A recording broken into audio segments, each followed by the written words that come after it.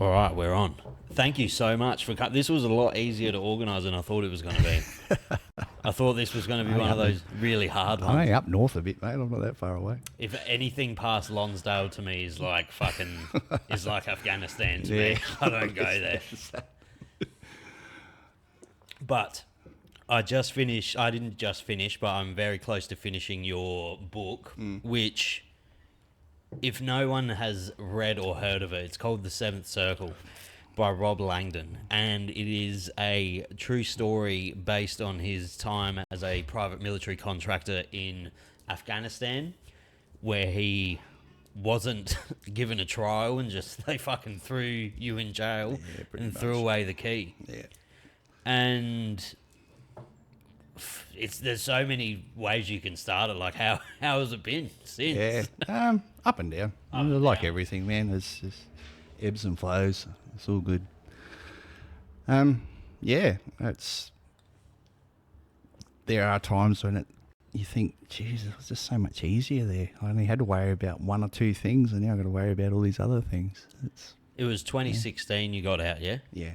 2016, and you were incarcerated in 2009. Yeah. Well, yeah. As you probably know already, there was a little bit more to it than that. The incarceration part come later. But yeah, initially they were just going to hang me, so turned out all right. Yeah, it turned out pretty good. So just tracking back a bit, Yeah. you were in the army, and then you kind of felt like that wasn't the avenue you wanted to go, and then you got into private military work? Yeah, pretty much. Like, I spent a long time in the army, mainly up in Townsville at one particular unit, 1st Battalion, Royal Australian Regiment. It's always been a bit of a breeding ground for notoriety. No, seriously, a lot of people who have been somebody in the Australian Defence Force have gone on to bigger and better things, have started their careers there or ended up there at some point. We've had a Governor General. He used to be my CO. We've had quite a few people go to careers in Special Forces, one of them being Dono, who ended up winning the VC and all the rest of it. He was the X1RAR guy. It was really the attitude we had, because it was a light infantry unit back then. We were basically on standby all the time, and we'd swap with 2RAR, who's up there as well, who was going to do it for a year, and essentially anything happened anywhere in the world, we were first to go. Bang, gone. Us and a detachment from obviously the intelligence and special forces community as well, and off we'd go, and that was it. And that was how things were pretty much the entirety of my career. They got called out quite a few times, and a few times they'd actually escalated into something bigger. But yeah, I did about 15 years there, mainly in 1RAR, and then I went to Singleton for a while as an instructor. I spent 2 years down there, which was good.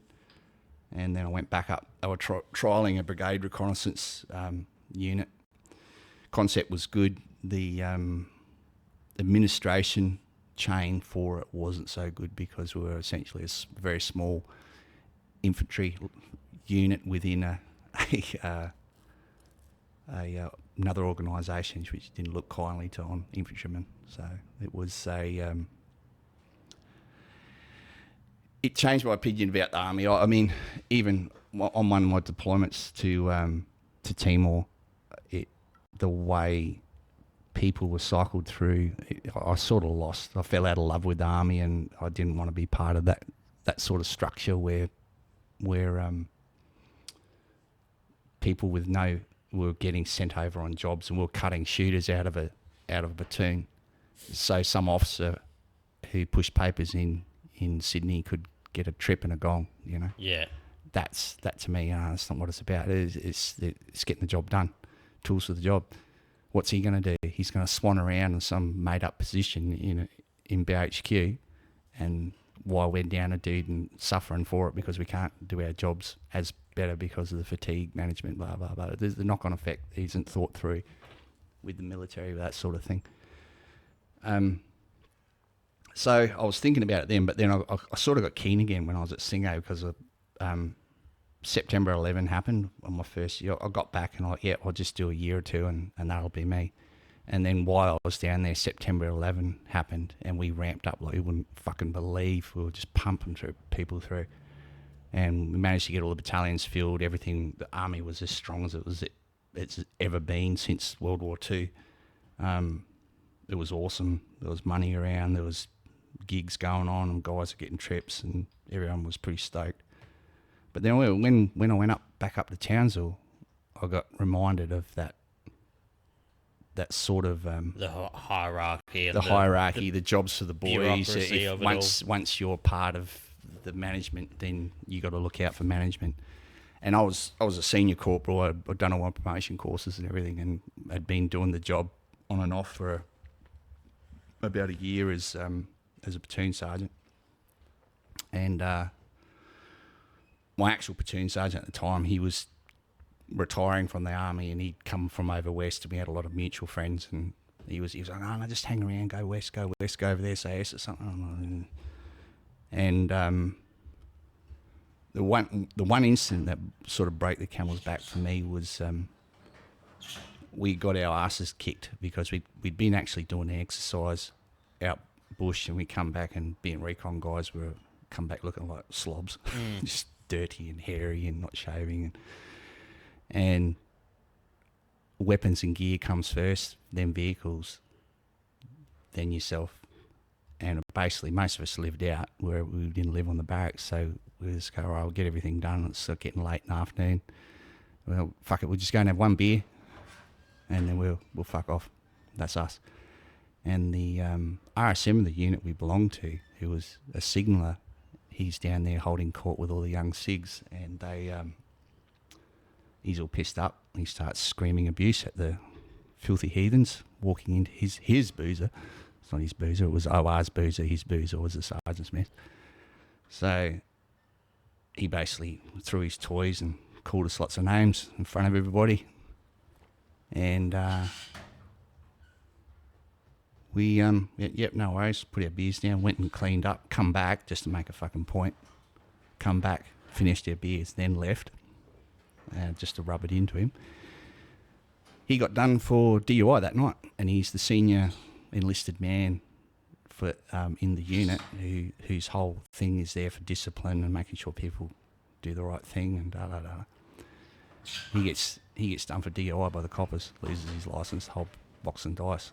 Yet there was more carry on about us turning up unshaven after being out bush for 3 weeks. And he's gone pissed and jumped behind. And he's supposed to be setting a standard to the younger soldiers within the unit. And I was like, I don't want to be part of that anymore. Yeah. So that was me. And how old were you at that point? I was in my 30s. Was that 2004? So yeah, about 33, 34 something. And I went. It'd been floating around to do it. I mean, I'm a bit of a history buff. I know the fact that most professional armies have been contractors essentially throughout history. The Vatican still uses Swiss mercenaries as their guards. It has done for hundreds of years. Right?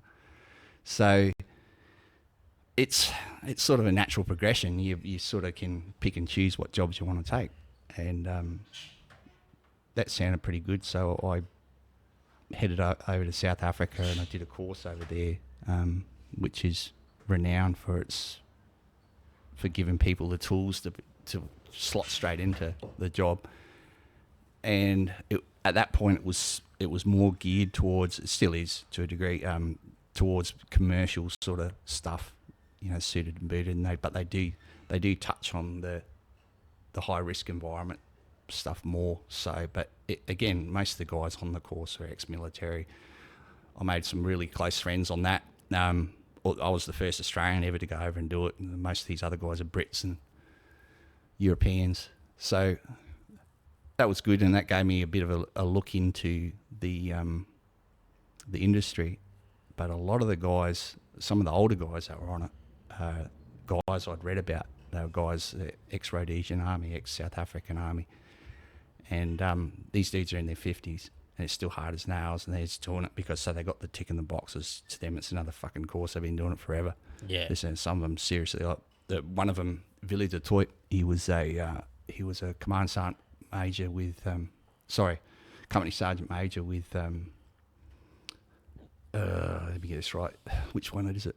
One of the South African Special Forces units, which was originally based in Langebaan, north of Cape Town, on the coast, and he had been also part of executive outcomes and done some gnarly shit. And it turned out we got talking one night, and this dude's like massive. He's like fucking looked like Shrek, but not green. He's huge, the old Afrikaner, and he's saying how he was mixed up the whole Sandline thing and got thrown into jail in Papua New Guinea and stuff because he was part of the advance party on that. And it turned out that I was in one area at the time, and we got stood to for that, and we were getting ready to go. And so he said, "Yeah, well, that would have been good. You come over," and it got knocked on the head because the DFAT sorted it all out at the time, and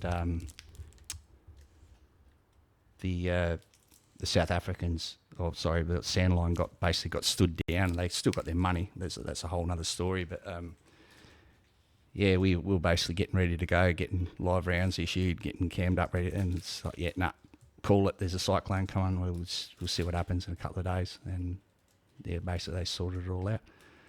But he Willie was like, "Oh, we've been awesome. We've been like rugby, but with guns. Australia versus South Africa." No, fuck off, man. This is not cool. But it's that, and a lot of, because I knew a lot of the South African stuff as well, those dudes appreciated that, and that got me in with them. And this old roadie in particular, John Coast, we were talking about, because his unit were very, very small, very, very different, and I knew a lot about it, and he was impressed by that, and so he put my name forward, and I got a gig pretty much straight away. So I finished the course, come back to Australia for about a month, and then I was over there in Iraq and ended up spending I was there for 6 months, and then I got made team leader on that contract, and because it just snowballed the whole thing, and I ended up staying over there for years, working for the same company on different contracts, and it was really good.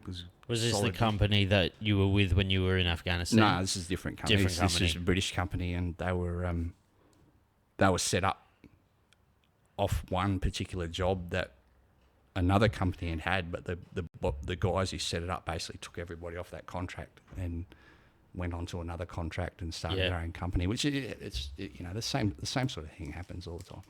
I was going to say, if you'd like, I know you don't smoke anymore, but if you want to dabble, you can have a puff. So how long were you in South Africa before you got the job with the Four Horsemen to go to Afghanistan? And was that the first job?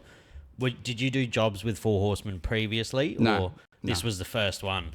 I bounced around. Like the book is basically, it concentrates on that. I bounced around in Africa a bit as well. I've done other stuff at other places, but all pretty high risk, or yeah, yes and no. Risk. Was that your specialty? I don't know. That sounds interesting. I won't go and have a look at that. It's never really. I don't really think of it like that. But again, a lot of military guys will have a different.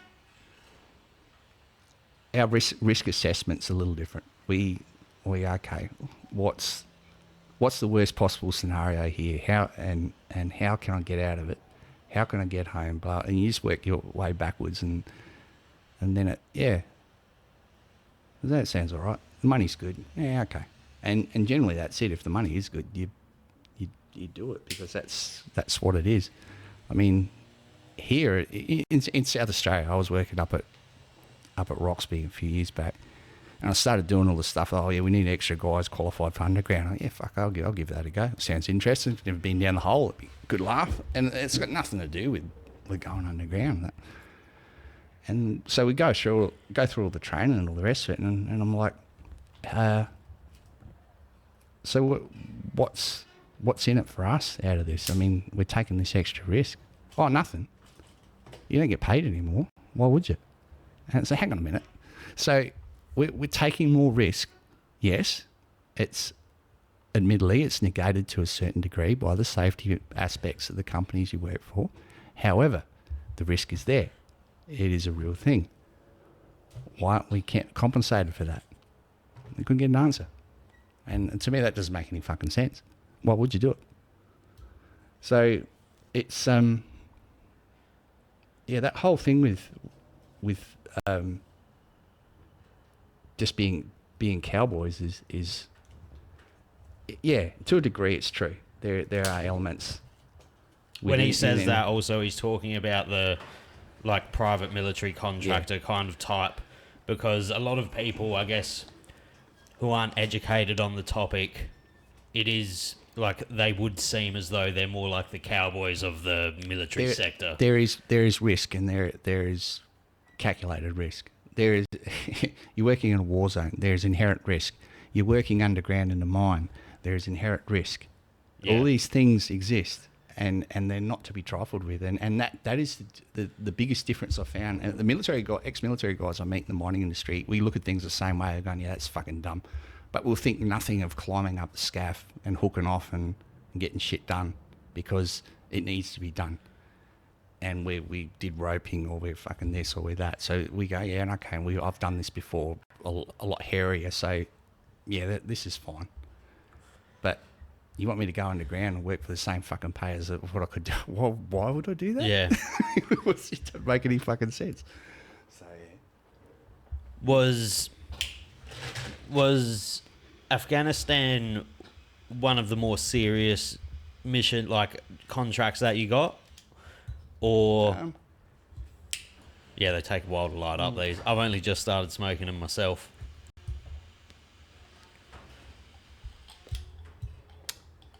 Not serious. I mean, initially the job was that I was doing I was just running a team doing convoys, but for whatever reason, I don't know, I was in a different frame of mind back then. I had a bit of a death wish, I think. But a lot of the guys I worked with were younger, and they'd done time. There was a lot of pretenders there. There was a couple of guys there that were not who they said they were. Is that common in the military? It's common in contracting. It is. Yeah. In a place like Iraq, where it was pretty well, there was enough people around to find out if you're the real deal or not. And I make no bones. I'm a grunt. I'm not special forces. I'm reconnaissance. That's it. I'm very good at tracking. I'm very good at doing reconnaissance work, but I am an infantryman. At the end of the day, I'm a rifleman. I'm not SF. I've had exposure to some of their stuff. I've been lucky enough to train and work with some of their guys, and I've picked up a few things along the way. But one of the things, we get this young British guy applying for work with us, and the Americans going, oh, he's done this, and he's done that, and he's got a really good resume. He spent time in an African unit. Yeah, right, okay, when was this? And he said the name of the unit, and it was a fairly notorious one. But there weren't that many Englishmen there, and there was definitely no foreign contractors working in South Africa in that particular unit. They're all Afrikaners. And he said that he'd worked in this unit, he'd done stuff in this unit in Angola and a few other places. And there's just no fucking way, because if he had, by his age that was on his passport, he would have been probably about 4, because the unit disbanded in 1994, 93, before the things changed there. So, and that's all it took. And I didn't even, I did ring someone I knew from that unit and ask if they knew who this guy was, and I know he's a pretender, but I knew that already, just purely on his fucking age. And you get that though, you get that everywhere. These people can think they can go over there and just walk into this because, I don't know, I'm good at Call of Duty or something. It's a crazy thing to lie about, because the repercussions are fucking dying. Like it's not like you get another shot in a lot of these like scenarios. Another guy, he was there when I was they were getting rid of him because he was fucking useless. But he said, yeah, I was a sniper in the British Army and the Royal Marines. And I'm like, so were you a Royal Marine or you a British Army? And he goes, oh, the British Army, Royal Marines. See, it's two separate things. The Royal Marines are the Royal Marines. The British Army is the British Army. The Royal Marines have more of a relationship with the Navy. They're sort of part of the Navy, but they're not. And this guy's saying he was a sniper in both of them, so I'm pretty much guessing. And he's an American, which made things a bit different. And I'm like, yeah, right. So you find, mainly with Americans, it's mainly American guys who did it. They'd say they're in these foreign units thinking, you won't find out. You won't find out, but it's the internet, dude. You know, it's not that hard. And I know some of those guys, or I know someone who knows some of them guys, or someone knows, and it's that. Can you, hey, dude, you know this? You know so and so from this mob? You can ask him about this guy. What is the skill difference, like the skill gap between, say, a grunt and a SF officer, like a special forces unit officer? Like, what is the skill difference between that? Are they just more dialed in? To a degree, they're guys. They're guys that are friends of mine. I'll say that. Who I go, how the fuck, how the hell did you end up in that unit, dude? And I don't know, because they were just utter, like in the battalion. They'd fuck up on the piss, or they do this. One of my best friends, he was a legend in our unit before he even went over there, and then ended up going on to do amazing things. He did some of the stupidest shit when we were diggers, and got away with it purely because of his personality and the fact that he just didn't lose his shit. And as I got older, I realised that 90% of the guys that go over there, the reason they do so well is because their psychological makeup, and that's the big thing they test them on. You see like the SAS show and that. That's to people like me. It's a bit of a joke. Not to take away from people who did it, because it looks fucking hard. And I'll be like, I'm not doing that for fun. I mean, fuck that. But you get that. That is to get in the door over there. That has got nothing to do with what they actually do. They think, oh, this is what it's going to be like. It's not. It's not. It's their mission set is completely different. And I won't go into it because it is constantly growing, constantly changes, and I'm in no position to comment on it, having served with any of those units. So, but I do know that doing selection is not the same. It is just a couple of weeks of being fucked about to see if you can put up with it, and that's all it is. They go, yep, righto. Just okay, the goal, mental stress. Yeah, the goalposts have changed again. Yep, righto. And just pick yourself up and keep fucking going again, you know. And anyone who knows me, that'll happen a couple of times. And I'm like, fuck this, let's just lose my shit. But it's yeah. Some people that go over there, you meet from over there, are really, really like what you'd expect, and then there's others that you wouldn't even know. They just don't fit what you'd think. Yeah, and it's like, wow, like that guy I spoke about as my platoon sergeant before. He was that guy. He wasn't a grunt. He was an engineer. And he went over there, and he spent a hell of a long time over there. He was involved with early days of war in Afghanistan and stuff, and like, saw all the really gnarly shit. And just a good dude. But you wouldn't pick him. He's just this old guy. And then the same with a lot of the Yanks I used to work with. You get the guys that fit the profile, and they're like the bro vets on Instagram, all the rest of all the tats and beards. And then you get, but the most scariest dudes I ever met who were working, they weren't like that at all. Look like office jobs people. Sort of little dudes. They're little skinny guys with bald or grey hair, glasses. I mean, and some of them would have definitely cultivated that look, because that's their job. They're not supposed to attract attention. You get a group of, okay, any military guy will tell you that you get a bunch of them together on the piss in a bar, it's going to be loud and very fucking ugly at some point during the night. Because It just happens. So people like that are not going to stay in a unit that is tasked with strategic elements of a nation for very long if they act like a fuckhead on the piss. Yeah, I'm this, I'm that, fucking... Yeah, no, you're gone. See ya. Does anything prepare you in training? Does anything actually... Yeah, they take a minute to light these. Does anything actually prepare you for combat? Like real combat? Like real situations? As much training as you can do, will anything prepare you for that situation? No.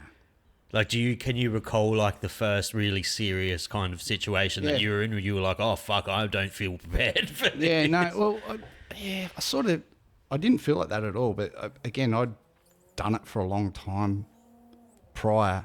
But in the same token, that a lot of that I put back to actually being an instructor at Singo as well, because you learn, you take interest in your craft, so you learn about.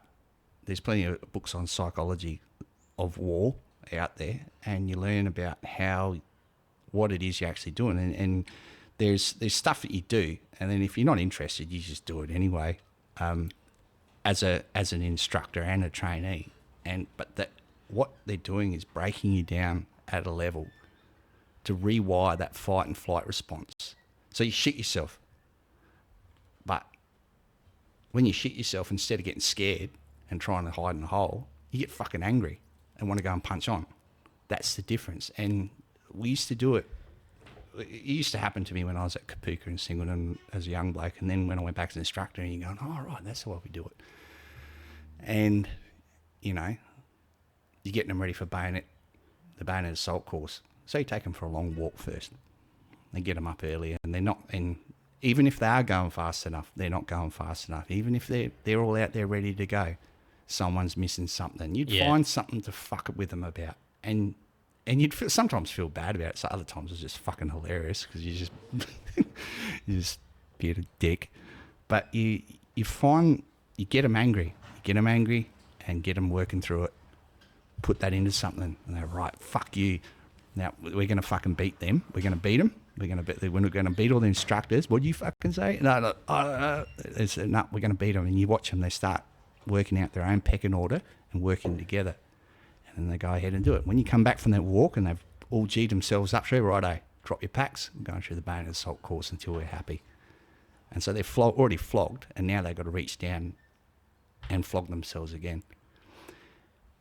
And not so much the first time it happened, but other shit fights I got into later, you get to that point where, when you've had a big, like you've just ran your ass off, or you train like fuck, and you're almost throwing up because it's trying to suck wind, and you're wearing all this gear, and it's hot, and it's dusty, and I've got something in my eye, and I'm sweating everywhere, and there's some fuckhead shooting at you at the same time, as though, I really don't want to be here right now, but you got to reach down and find something and fucking have a crack.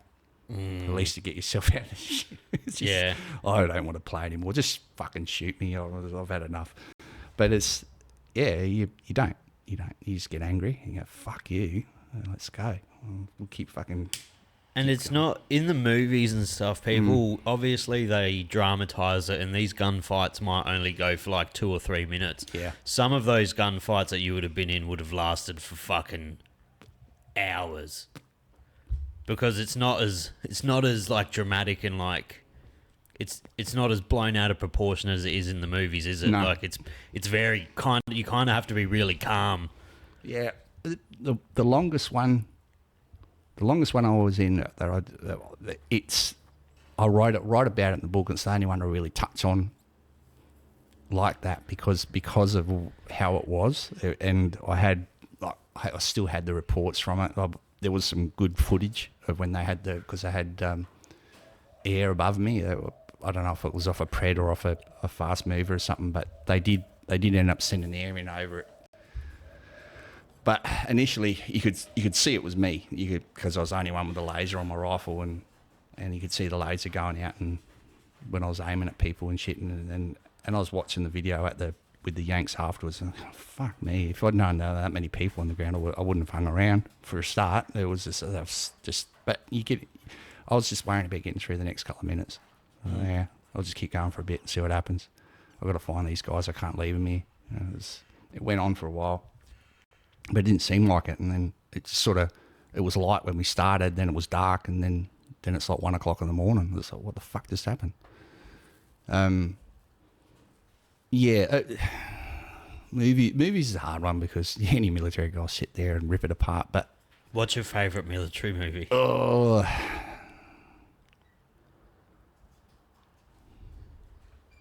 probably Full Metal Jacket, to be honest. Full Metal Jacket's really because good. it shows that when I went through in the late 80s through Kapuka, and I'm pretty sure they sat the instructors down and said, this is how you behave.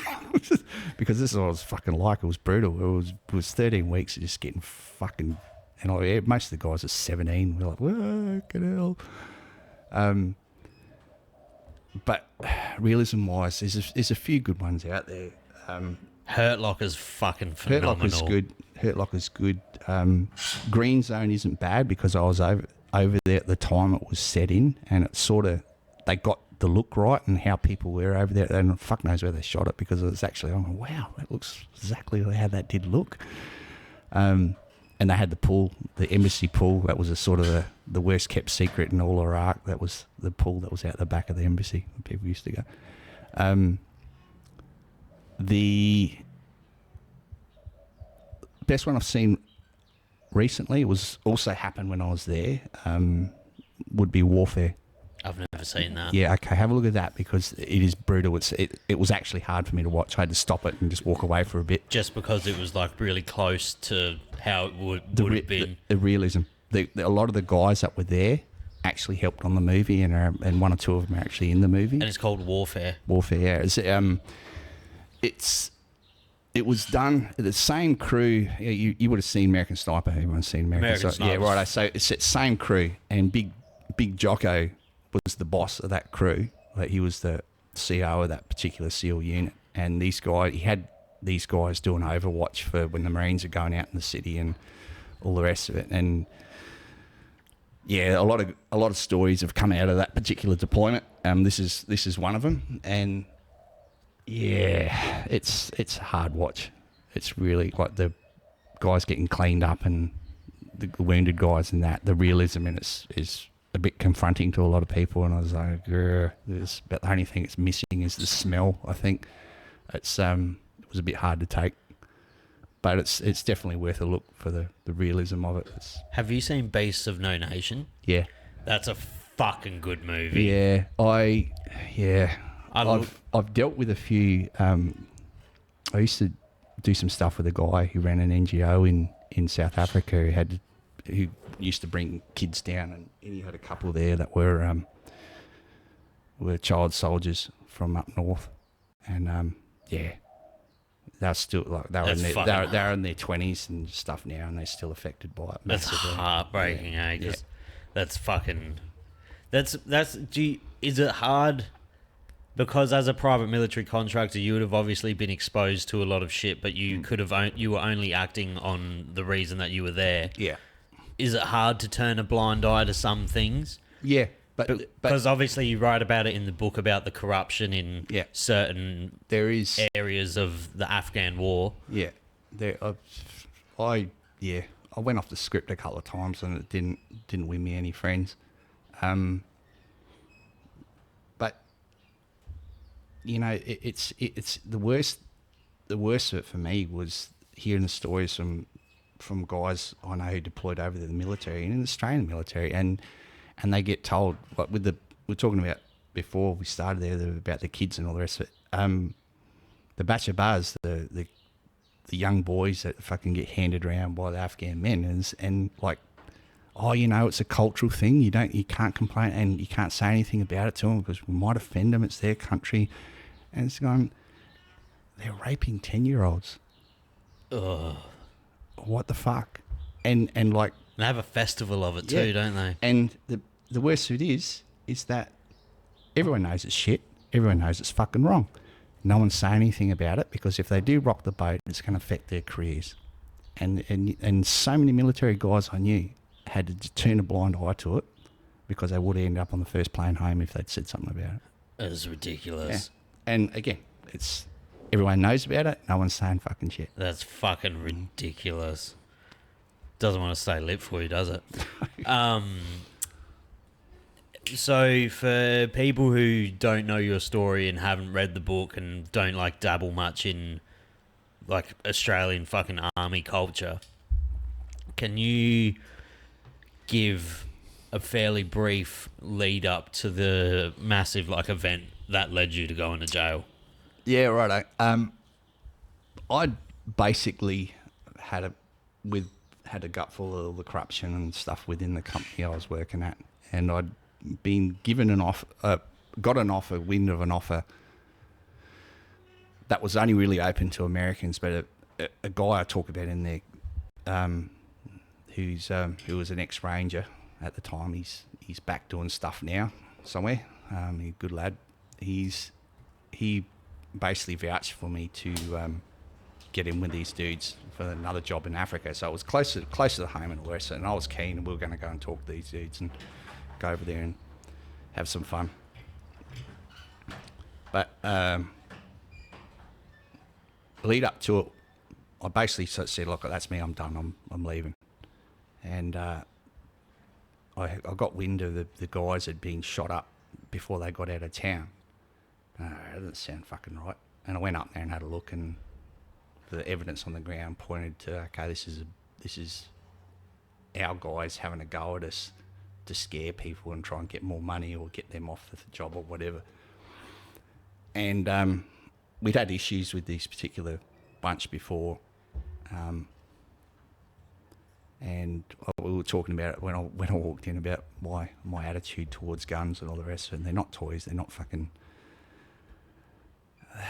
You don't go around pointing them at people. You especially don't go around pointing them at people who are ex-military, because they'll fucking kill you, and they'll tell you that don't do that again. And which I did at length with a lot of the Afghans. You point a weapon at me, I'll fucking shoot you. Simple as that. I will not miss a beat. Anyway, long story short, old mate was trying to scare people off, and he didn't realise I was up there, and he's pointing weapons at people and pointing them. Righto. And I went over there basically to fill him in. I wasn't going to fucking shoot him. I was just going to punch the shit out of him because he was a fucking dickhead. But he was stupid enough to point it at me, so I shot him, and that's it. End of story. They have this thing. It's interesting that Middle Eastern and African cultures, you give people a pistol or a radio and they automatically think they're in fucking charge of everything. I don't know what it is. And it's sort of a bit the same in the mining industry. You give people a radio and they're in charge of everything. I've got the radio. Yeah, I can't get on the tools because I've got the radio. No, you can't. You're a tradie, get on the fucking tools. It's a similar sort of thing, but yeah, you just see these people. They don't want to carry any gear. They don't want to carry any food. They don't want to carry any water because they're the boss and they've got a radio and a pistol and they'll use it. I'm in charge. And that shit, man, it just doesn't fly with me. And especially if you're doing it to me. And it's not cool. From that, so the book just fucking heats up really hard after that. And then there were so many parts in it, because if you read the book, there's way more to the story. There's there's fucking drugs involved in the boot of the car, and I was like, throw them out the fucking car. In hindsight, it seems good, but in the moment when shit's going, just... I'd been awake for so long at that point, I was... shit was just snowballing. Nothing was going well for me. This is a shit day. That place is that's what they want, man. The guy involved in it, the House of Dean, the warlord we were mixed up with, they love that shit. That's how they want it to be. The amount of times we had to go to restaurants in Kabul, in the local area around, because House of Dean's gone in there and demanded free food or whatever, and then shot the fuck out of the place because they wouldn't do it. And then we had to go in there and pay people off, so no one ended up fucking turning up and arresting our fucking workers because they were with him at the time or whatever. You know, it was shit like this constantly, and was Something's always done for a bribe over there. oh yeah. There's always a bribe involved with everything. See, that was the thing. The guys I work with, my guys, they were a bunch of fucking pirates, but they respected me, and I respected them, and I felt 70% safe with them. I didn't trust them completely, but I trusted them enough. But they respected the fact that I would do shit that I said I'd do. I went in when I went and tried to get that truck driver back. That sort of stitched it up for me over there with them guys. Because they said, "Fuck this guy." He went back on his own, and they sort of all tagged along. They were, "Oh, we don't really want to go back in there. There's lots of fighting." Yeah, it's our fucking job. Let's go. I'm going, whether you're coming or not. And so from acting in self-defense and like eliminating him, then you were driving away, and I think was it the interpreter or the Nepalese man you were with, or something happened along the line. Sorry, I'm gonna get the details confused, but he accidentally burnt the body in the car. Yeah, I was going to destroy the car. I shouldn't laugh. I shouldn't laugh. No, but it's very funny. I burnt the car. I burnt the car and the body. I'll wear that completely. I directed them to get everything out of the car that would tie us to the company, including the dead guy in the fucking back. Which, yeah, that's my bad of this. I shouldn't laugh, but it's like you can see it in a movie. You can see it. Oh, fuck. What do you mean you didn't get the body out of the car? That was exactly my reaction. But you didn't say. It's sort of implied. That's the main. Yeah, right. The main bit. Yeah, okay. And as soon as I said that, I'm like, yeah, right. I probably should have explicitly. It's is what it is. I'm still here. And you almost got away. Not almost got away with it, but you were so close. Yeah. So close to it's like getting out of the country, and then to what you can put the dots together, you were kind of stitched up by the company you were working for. I was stitched up by John Allen. He was the one who told him where I was. I know that. I've heard a recording of him saying that from a reporter who, Jess Donati, who I write about in the book. She's got a book out called Breaking Eagle about a lot of the jobs that the Special Forces, American Special Forces and intelligence community were mixed up in over there. So was that one of the... Obviously, fucking spending 7 years in an Afghan jail would be terrible, but it seemed as though through the book that John Allen was someone that you kind of really were fond of. Yeah. So that would have been a massive kick in the dick. Yeah, but to give credit where credit's due, Kim Motley, the lawyer who was involved, she kept that from me for quite some time because she knew how I'd react. At the time, I was not that happy about it. But in hindsight, it was a good move. It would have... Yeah, I had enough going on, without having to worry about that as well. I know a lot of people that have been to jail abroad. Like, I know a lot of people that have been to jail in the States. I know people that have been to jail in Japan, which doesn't sound very fun. I can imagine jail in Afghanistan, though, would have to be up there as the fucking worst. It was, yeah. Pul-e-Charkhi? Pul-e-Charkhi. Yeah. And the holding areas, like the remand centers called Tolkif? Tolkif, yeah. Tolkif? Yeah, that sounds fucking putrid. That was, yeah. Just eating. It got, funnily enough, it got better towards the end. When I was over with that in Block 10 with the Talib, when they were there, they let them all out and they basically said, "Oh, you're not going to fight anymore." And they go, no, of course we won't. Fucking course we are. Because you're allowed to, if it's jihad, you're allowed to bullshit. That's one of the rules. They got all these rules. It's great. They can justify pretty much fucking anything they do. Yeah, no, it's in the book. We can do that. Right. Okay. So it was actually run like a proper jail over there, and the guy who ran it had been trained by the Americans and British, and he was a good dude, and he took absolutely no shit from anyone. I seen one of these guys rioted while he was down south helping them sort out this big escape that happened at another jail, And so the local fucking gangsters in there kicked off. And I think this was after the Taliban had left, because the Taliban would have just fucking, nah, you're not playing up in here, because it just draws the crabs, you know. And the Taliban were running operations from upstairs with sat phones and shit, so they didn't want anyone to look too closely, all the shit they had hidden away. So these guys kick off and set fire to the place, and I'm like stuck in my cell because all the cops ran away. And I seen one of his guys, which I knew had gone down with him, come and bang on the door and ask if I was okay. And I, yeah.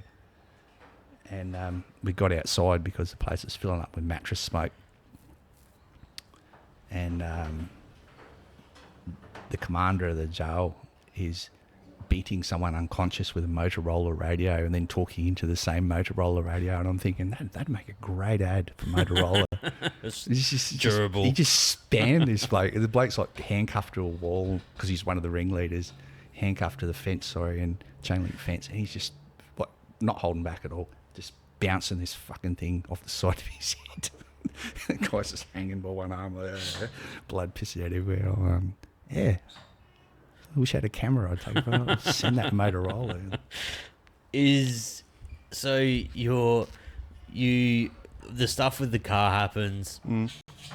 This would have happened the same day that you were arriving at the airport. Yeah. So you arrive at the airport and you get to the gate and you're like, I'm gonna fucking make it out of this place. And then you get pulled up by the police. Or there's two different things. Is it Husadin? Husadin was a Panjshiri warlord who was married to the sister of Shah Massoud, who was the guy who got killed like a day before September 11. And he was the one. He was like the face of the Northern Alliance anyway. There's a big hero, blah blah blah. Not to put too much of a finer point on it, when it was the Northern Alliance by themselves fighting the Taliban after the Russians left before September 11, he was financing that whole thing by selling opium to Europe. So he's just as bad as the rest of them, in my eyes. He's just another one. Yeah, pretty much. And wanting to keep that status quo of being a warlord. That's how they are. That's how they are. That's the biggest export of Afghanistan, yeah. probably. Well, it's actually gone down since the Taliban got back into power because they don't need to fund it like that anymore. They just sell all the spare guns they got. The Americans left there to everybody else. Yeah, there's a lot of that there. I mean, what's his name? Have you seen that 13 Horses or whatever? The one with Hemsworth in it. It's about the early days. No. Okay, it's sort of okay. But one of the warlords in that, they make him out to be this hero, and how good he was at command and all the rest of it. And he actually ended up being part of the establishment. They gave him there's all these vice presidents in Afghanistan because it was the only way they could keep control of these fucking warlords, give him a vice presidency. So we actually gave him money. Somehow, John Allen's like, we've got to go up north and drop this bag off for this dude. And it's like, yeah, righto. You know who this guy is, don't you? And I went, yeah. I thought he was back out in the wild again. Yeah. They're just trying to bring him in because they don't want him just because this guy, he fought for the Russians. And he got jack of that. And so then he fought for the Northern Alliance. And then he was sort of with the Northern Alliance, but not really fighting the Taliban. He's sort of doing his own thing. And he was one of the ones the Yanks pegged first when they first went in there. They gave him a shit ton of money and he helped him out. So, yeah, they make him out in this movie. Oh, he's like a tactical, strategic genius. And the guy's a fucking psychopath. He's just killing people left, right and centre. When they're having problems... 2015 when ISIS sort of started getting noticed there, and there was like a three-way fight going on around Zabul and that. The Taliban fighting ISIS and the government fighting those two, and then it was just on for fucking young and old. So they brought him back in. He went down there and they were just rounding up these ISIS dudes, executing and cutting their heads off and putting them on on the sides of the road. Oh, fuck. Shit like this. And these are the good guys, you know? And they're all like it. They're all fucking nuts. They just want to be a warlord. They want to be the swinging dick. It's crazy that, like, an Afghan jail could, like, kind of break your spirit, but then you're probably so used to seeing just really heinous acts, like a head fucking just dangling there or a body being burnt. A lot of it, I don't know. Do you just desensitize to it? I think to a point, you know, there was stuff, like, you know, big fights that you get blood on you from some dude. You're like, Jesus Christ! I just had to breathe dead guy in because it's a real thing. The shit mists out, like it gets atomized, and you're breathing in aerosols, some skank's fucking blood that you've just dropped, or he's blown himself up or whatever. So, you know, it's not a healthy place to fucking be. I'm actually surprised how healthy I am, to be honest, sometimes. But yeah, I don't know. I think a bit of it's because I grew up in the bush. And yeah, because you grew up rural south. Like, you grew up on a station. Shooting stuff when I was a kid, and I was like, what's that? And look at it's a dead animal. Oh, look at that. Oh, that's awful. You know, so you get used to it as a kid, and then it's like, oh, it's not that much different. Is the first person that you killed during combat kind of the biggest hurdle to get over? Yeah, I don't know. It just sort of, yeah, I don't know. It didn't. It was. It never. I never thought of it like that. It just so. Oh well. Me or them. Yeah, it was. Oh well. And what difference does it make at this point there? But you know that particular time, that was one of the. I talk about it in there. Was when we did that big push, taking all that stuff down south, and it was like 3 days of Mad Max shit. It just sucked. It was fucking brutal, man. I was every night just sitting there trying to clean my rifle, and I was just falling asleep while I was cleaning, because we were just getting hammered every fucking day.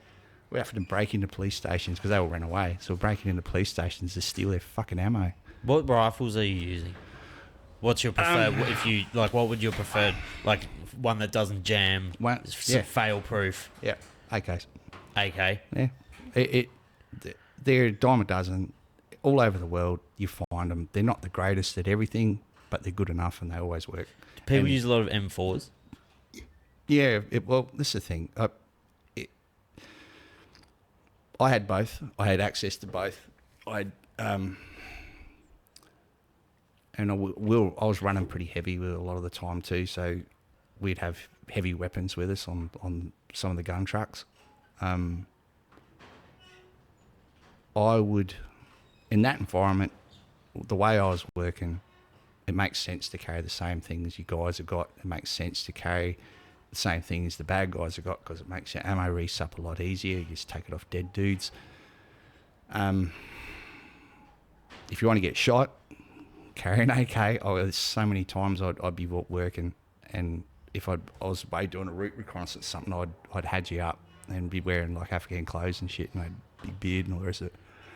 And I'd walk down, I'd go to American base, and I'd have to be very careful coming onto it. I'd get out and walk down there by myself without a weapon first, so they knew it was a white guy who spoke in and had an American ID card, so I didn't get fucking shot. Because you got to remember, mate, I was one of those young blokes once. You got a 19-year-old, he's never been anywhere, he's stuck in another country. Shooting anything that moves. And some dude comes walking up, and what weapon's he carrying? He's carrying the weapon that the enemy carry. Oh, fuck. They don't look at you. They look at what you're carrying. Yeah. Has he got a weapon in his hand? Yes. What is it? It's not ours. Right. Fucking drop him. That's how it works.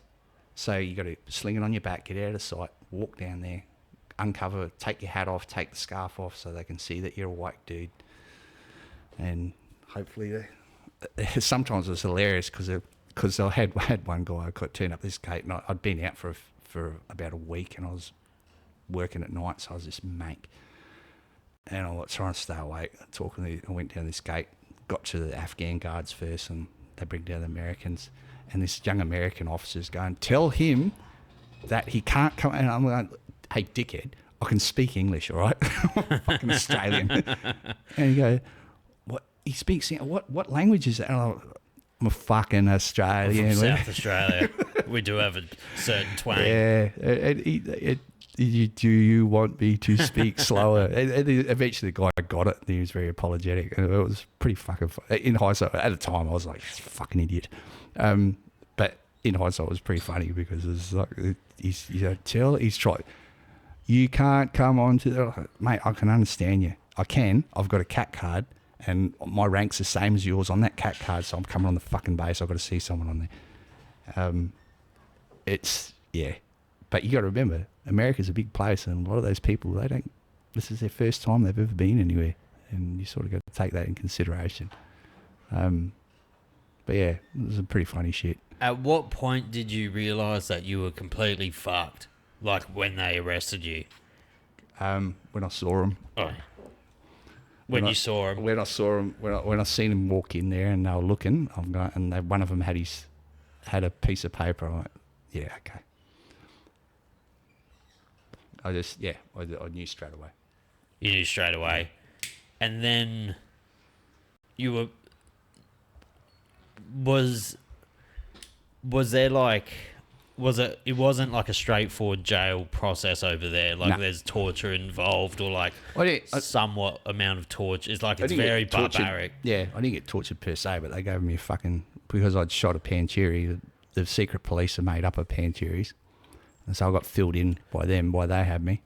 And then when they found out, when my Yank mate let the embassy know that I'd been picked up by the NDS, the secret police, they filled me in again because I knew they weren't going to get a chance to take me out the back. I figured, when they first grabbed me, I figured that's me, I'm done.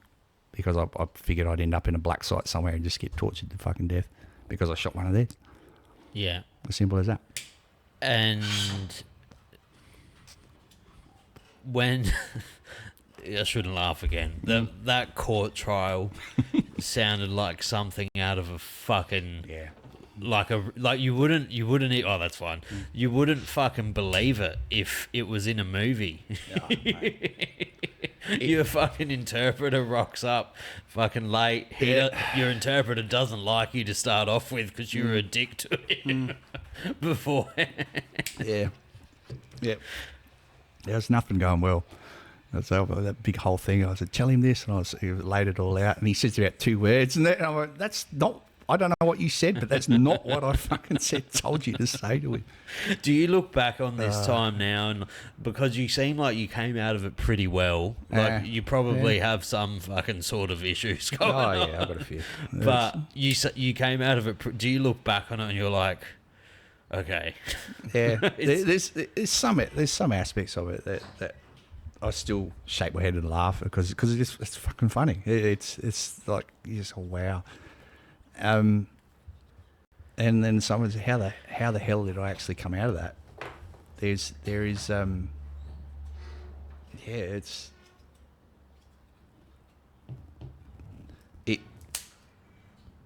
interesting the longer it goes on and more people I know talk to me about things and some of the stuff that went in. I found out stuff that I didn't know about that because everyone talks shit up. Everyone goes, oh no, we were thinking about you, man. We were just going, oh, yeah, whatever.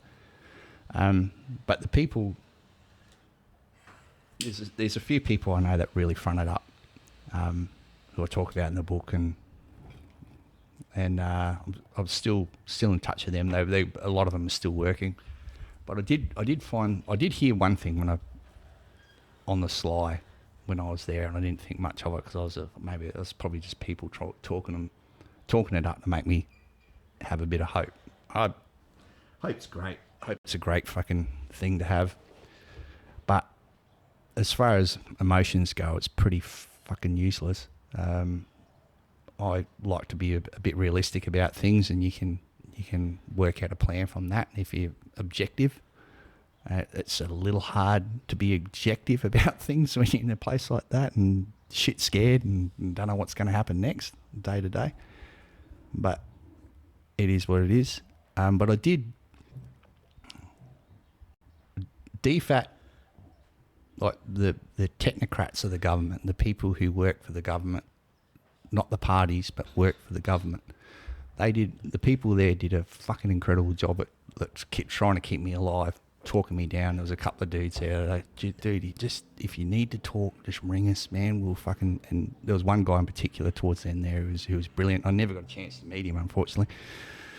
The ambassador at the time over there was really good. He, towards the end, the last guy, he was brilliant. And there was a lot of shit that went on in the background, but a lot of this was also driven by the political party at the time. Like, surprisingly enough, the current government, the few of the people involved in when I was there, when they were last in power around that time, I was a footnote. I was reliant completely on people who knew me and getting stuff to me. Those South African missionaries that were over there who got killed, they had a lot to do, and they did that purely because they were Christians. That was it. That was the only reason they did it. It wasn't anything to do with what I did or where I was, or they just did it because it was the right thing to do to them. But then within the government, you know, those people actually work for DFAT, who are the drones there, who get shit done, who work at the embassies overseas in shitty spots. You know, they went above and beyond a lot of the time. And I know that purely because a lot of my friends were looking after them. And they told me their ass kickings they got because so-and-so had just decided, let's go and see if we can get in and see him. Let's take some stuff to him. Let's make his life. And they're like, fuck yeah, you're the fucking shit. And so the guys are quite willing to go out there and do that. And then you get a lot of reporters who just after their fucking next story to pay off whatever. And, you know, I treated every single journo the same. I said, I can't talk about it in here. If you keep this quiet, I'll talk about you after the fact. Mm. And not one of them, bar Jess Donati, who worked for the Wall Street Journal, not one of them did that. I saw that article as well. Yeah, she's brilliant. She's a really, really cool chick. And we stayed in touch for a fucking long time afterwards. I caught up with her in Melbourne a few years ago, and fucking that was just debacle. She got sacked from a wedding because she's just a piss wreck. It was pretty funny. She fell over and headbutted the floor and split her head open. Oh, no. It was bad. Big night out. But she's a journo of note, and she's written a couple of books and that, and she's extremely good value. And like, she turned up there and I thought, oh no, she's like because she's Italian and by birth, and she's some lab working for Red Cross or something. And she said, no, I'm a journalist. I work for Wall Street Journal. No shit. And she said, no, I'm actually Italian. And I was like, got talking, and she said, well, and I gave her the spiel, and she said, yeah, okay, cool. And then she's a few weeks later, she was out doing some other story, and she goes, I just dropped by to see her getting on. Here's a jar of coffee. Had a chat. Off she went again. Yeah. Oh, fair fuck. You know, she's the real deal. And at the end, I sort of chucked this in there. I know you haven't read it yet, but at the end, because the embassy couldn't get out there, they weren't allowed to move out there when the day I got released. Ah. So we're all sitting in the thing. One of my mates who was doing a fair bit behind the scenes to support me, and Kim and Jess is in there as well, and they're going to sign all the paperwork, and I'll sign my name, and okay, so who's here? The Afghans like, who's here from the embassy who's going to sign for him?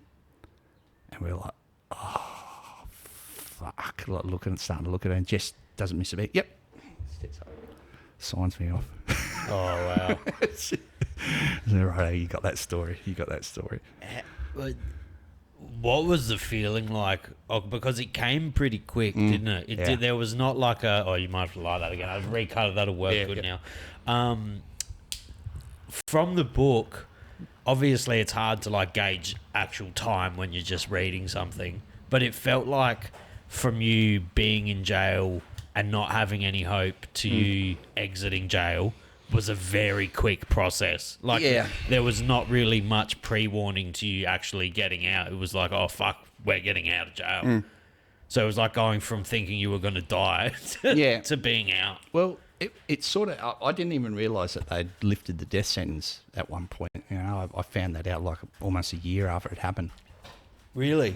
So I was living with this hanging over my head the whole time. And it's like, fuck. And I'm watching guys go out and get executed. And I'm like, okay, do you witness the executions? You could see it from where we were. Do they leave the bodies there?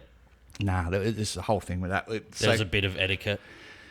Yeah, like the photos that are in the book, they're actually official photos because they're having public executions for those guys. But they were killing the Taliban guys on the side, and some of the non-desirables on the side because they just didn't want the political fallout.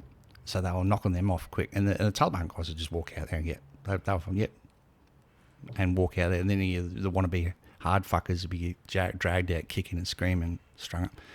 But there was like this big fat dude, and they were hanging him in the old kitchen. They had like a rope up over this pipe and the thing, and they'd put him on the same trolley that they used to bring the meals out with. Oh, and just basically kick it out from underneath him and clean. What's it like being on? So for people who don't know, he was given the death sentence. How many years? Like, what's the feeling like knowing that? Oh, there's no point to any of this shit because I'm just gonna fucking get hung anyway. Nah, I didn't.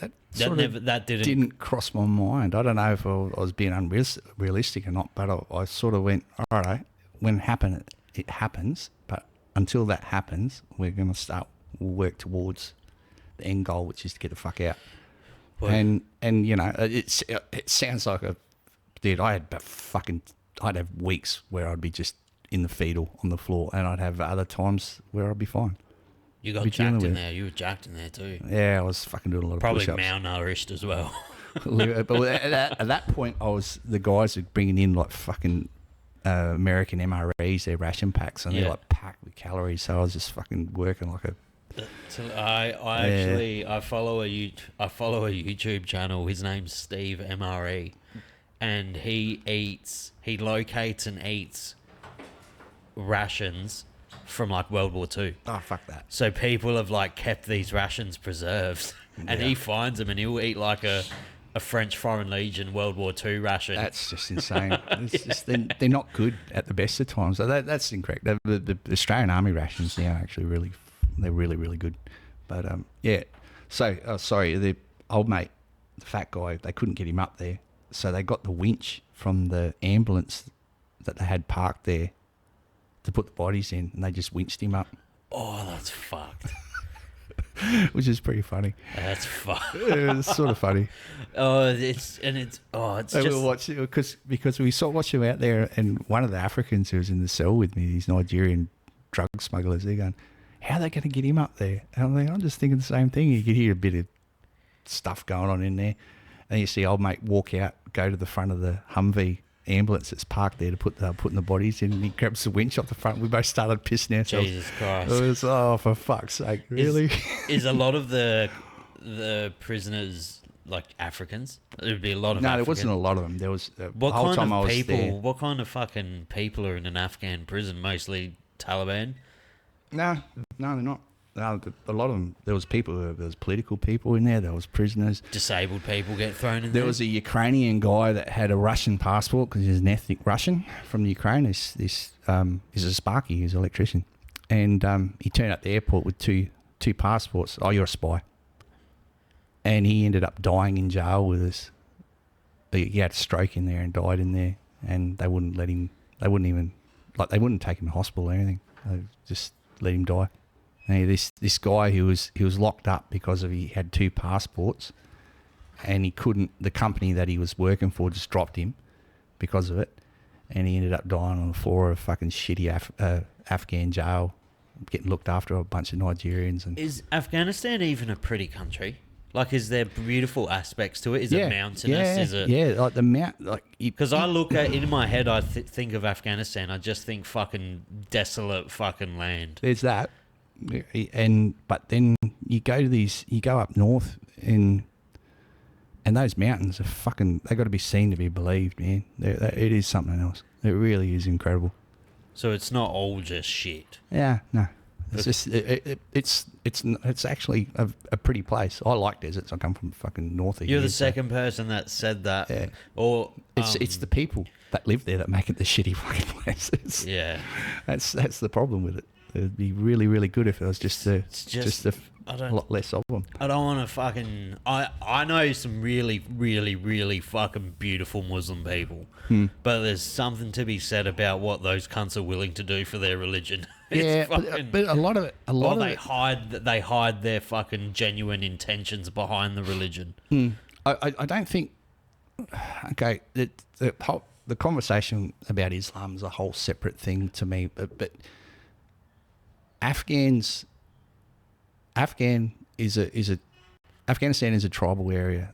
Everyone has each of the tribes has their own way of doing things. Is that what, like the Panjiri? Yeah. Is that they're a tribe of They're a tribe, and they're up in the north, and they're a lot more. And they're almost Slavic looking. They're a lot different. And then you got the Hazaras. The majority of Afghans you meet in Adelaide are Hazaras, and they're Shia anyway. They're not Sunni Muslims, so they get fucked on. Do they look more Asian? Yes. Yeah. And they come from the Bamiyan region where the big Buddha statues were and all the rest of it. And my Terps and that were from over that way. Isn't Shia the more stricter version of Muslim Islam? Yes and no. It's like Catholics and Protestants. That's the easiest way to explain it. At some point, the religion branched. These are the two main branches. Okay. It's the followers, the strict followers of the old man became Sunni. But then towards the end, when he was mellowing out a bit and he wanted to hand it off, he wanted his nephew to take over, not his son. Okay. And that's where the split happened. That's and generally I've found that a lot of Lebs are Shia as well, and they're just a little more chilled. And Iranians are the chillest people you ever meet. I have had a lot of Persian mates, and they're good dudes. They're always good dudes. They're the ones who invented red wine, man. Shout out. Yeah, the Persian culture is awesome. Man. So you don't hold any ill will towards like Islamic people, or because that's I think what a lot of people get twisted when people have been using religion as an excuse to do bad shit to one another for thousands of years. Christians too. Yeah, we've done it. Everyone's done it. You know, no one gets off of this, and the current unpleasantness over there is more of the same shit. It's more of the same shit, and it is to want to bomb Iran into oblivion because of the fuckheads that run the show. That's not. I've got Iranian friends here who are brilliant people. And they're trying to get their families out of there because they know it's coming. But a lot of these people will tell you about how it was before the Revolutionary Guard took over, and how chilled it was, and how it gets this level of, I don't know, indoctrination into a religion. It takes things backwards. The same could be said of the West, though. A lot of the stuff that happens here, you got to be this, you got to think a certain way. You can't say that about these people. I got a gay mate in South Africa, brilliant dude, and he is so fucking gay. He's a big buff Afrikaner and all the rest of it. But as soon as he opens his mouth, you go, oh, Jesus. you sort of think, oh, fuck, this guy would be a bit of work to take down. Then he goes, hi. It was, mate, come on. Seriously? That's the scariest type of gay. But he's a brilliant bloke. And we're having a beer one day, and he said I'm a South African Afrikaner. I grew up when apartheid was on and all the rest of it. And he said, but the minute you start putting a flag on something and saying you're inclusive, you are not. And he said that it could be said of the community I'm a part of. It could be said of the country I live in and I'm a part of. He said the minute everyone says we're inclusive and put a flag that's supposed to, and we all recognise everybody, you're a part. Because you're this, and you're yourself. this. And this is one of the problems that we're having in this country at the moment. There's this, but you're this because you believe in this. There's no one wants to talk about it, the differences, and find a middle ground that we can move forward on. That's the fucking problem. So, yeah, I don't hold anyone accountable. People use things as a reason to do bad shit. If you're a shit cunt, you're going to be a shit cunt. There is no two ways about it till someone slaps you fucking silly and you wake up to yourself. That is it. The shittest cunts I know are straight white Australians. Like straight, but it's just like there's this fucking... and it's all comes down to like someone is financially gaining from all of this shit, or like there's a political agenda to it, or there's something. There's always something. And there's heaps... What the media doesn't display enough is there's heaps of people in the middle ground that don't give a fuck. They just want to get on with it. Like the right, far left. There's actual like majority of people are in the middle, but we're the fucking quietest. Here's the thing. When I was in the army, I used to vote Green consistently. Every fucking time there was an election, I'd vote Green. I used to vote Green. Because they stood for one thing, the environment. Yeah. That is it. Old Bob Brown, another awesome dude. He just had everything sorted out. So this is what we're interested in. We're not worrying about anything else. We just worry about that. Now the Greens, they're like this. They're fucked. Fucking so far left. They're left of the left. They're fucked. They're fucked. But then you also get like the very far right movements, like just crazy as well. Yeah. And then they're all fucked. People who don't know me or who know a bit of the story, that they generally assume that that's where I'm going to land. I mean, when we can walk in here, I would have assumed. But it. I don't. I see. I've travelled a lot. Outside of work, I like trying to understand what's going on, and unless you put yourself in someone's shoes or unless you've lived their life, you can't actually say, well, they're doing this because of this. No. There's always a reason why people go in a certain way. You can't, and that way I can empathise with some of the stuff that happens in this country at the moment, like what's happening in Victoria with there is an element of truth in how, not to get too political, but how the judicial system is working for African immigrants and stuff. They've been through some shit. I've been to those countries. I've seen what they've had to deal with as kids. It's different, isn't it? It's different, and they come here, and they that's how they deal with shit. You get a Sudanese kid who is so black, he's like he's blacker than that. You have to smile to see him at night. and Sudanese are brilliant people. They're hard as fucking nails. And some of these kids, they come over from a civil war, and they get dumped out in Elizabeth or Salisbury or wherever, and there's some fucking bogan in a flannelette shirt going, hey, can't, and treating them like shit. And they go, yeah, righto. We know this. We know what happens when this happens. They go and pick up a weapon because that's what they know. Yeah. And that is their go-to. They escalate it. Yeah. And instead of trying to understand the problem for what it is and engaging more on a community level, instead of building stupid fucking bins, someone made some money out of that. Dude, what was it? $13 million. Oh my God. 13 million. You could have welded them in a fucking hour. Yeah. Melbourne. But anyway, but this is it. They'd spend money on a knee-jerk reaction that'll get that gets political traction within the thing, and not thinking about how to even do it well. And look at the amount of shit that it's caused them.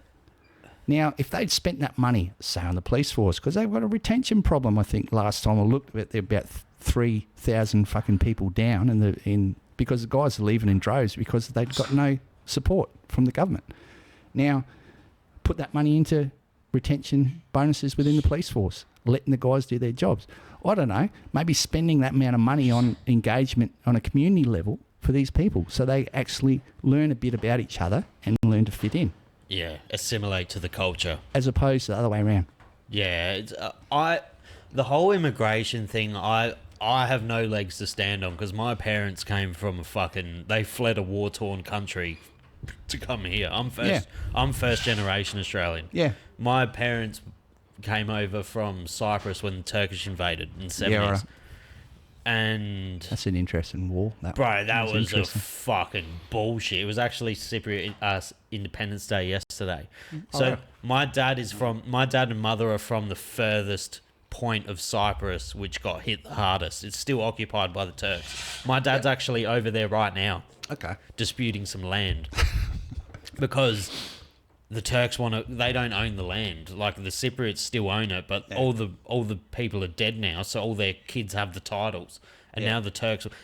But you can't be angry. I've been over there, and it's fucking disgusting. Like when I went, the first time I went, you have to cross a checkpoint, and it goes from like beautiful Cyprus, nice food, Mediterranean, to like fucking war torn.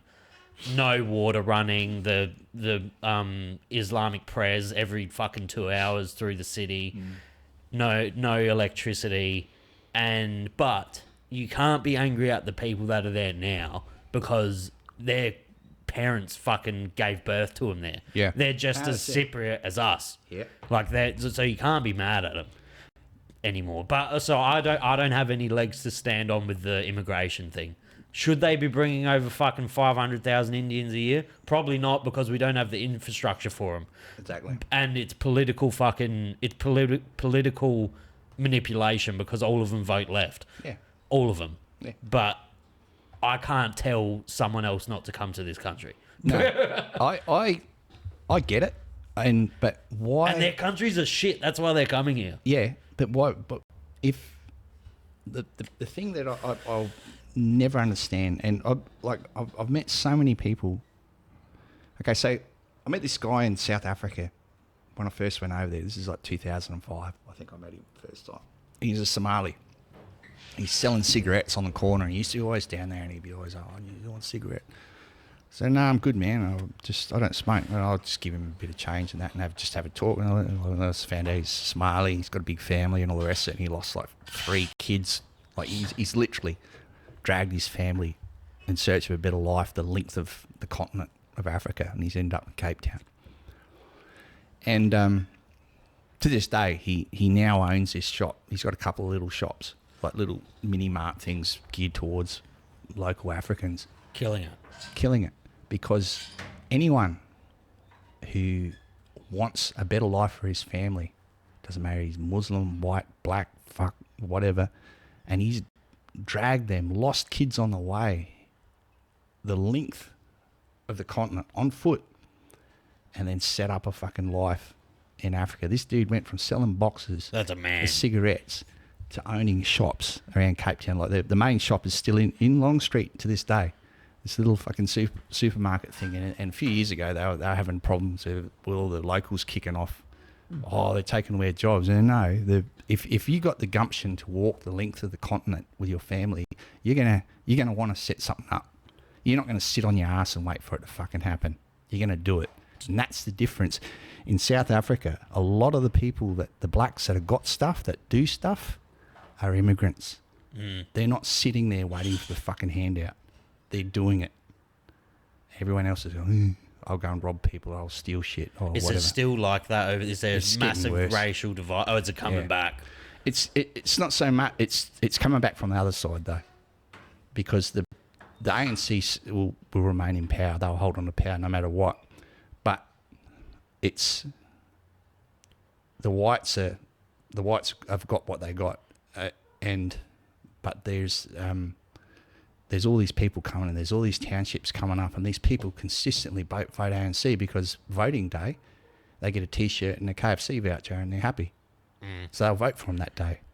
They don't think about that. They don't think in terms of long-term survival. They don't think about, well, have I eaten today? No. What can I do to get food today? Oh, I'll go and vote, and I'll get a T-shirt. Does Africa hold a special place in your heart? It seems does. like you have like a very big affinity for, It especially does. South Africa. I love it. I love the people. It scares me. I've always wanted to go, but it just worries me. She's fucking wild, man. It's not for the faint-hearted, that's for sure. Did you traverse like a lot of Africa, or were you just solely based in? I was based in Cape Town. I got to see a bit more of South Africa. It's just, But you never went to like Kenya anywhere. I went to a few of the countries up there doing other stuff, but that was all work related. So Have you ever? Did you ever? There's this documentary that it's still probably my favorite documentary of all time. I used to love old school Vice documentaries. Yeah. When Vice was good, and they have a very good documentary on Liberia. On Liberia. Yeah. Okay. I'll have to look for And it. it's back when like all the warlords were getting fucking trialed Yeah, and yeah, okay. and just they went into Liberia at night and they were going around with this general. His name in the war was General Butt Naked. Because he used to fight, like all of him and his boys used to fight naked, but they would like harvest. He was telling them how they would harvest children's hearts and eat them before battle and shit. And they're going through this slum, and you're like, fuck, like the slums in India don't look this bad.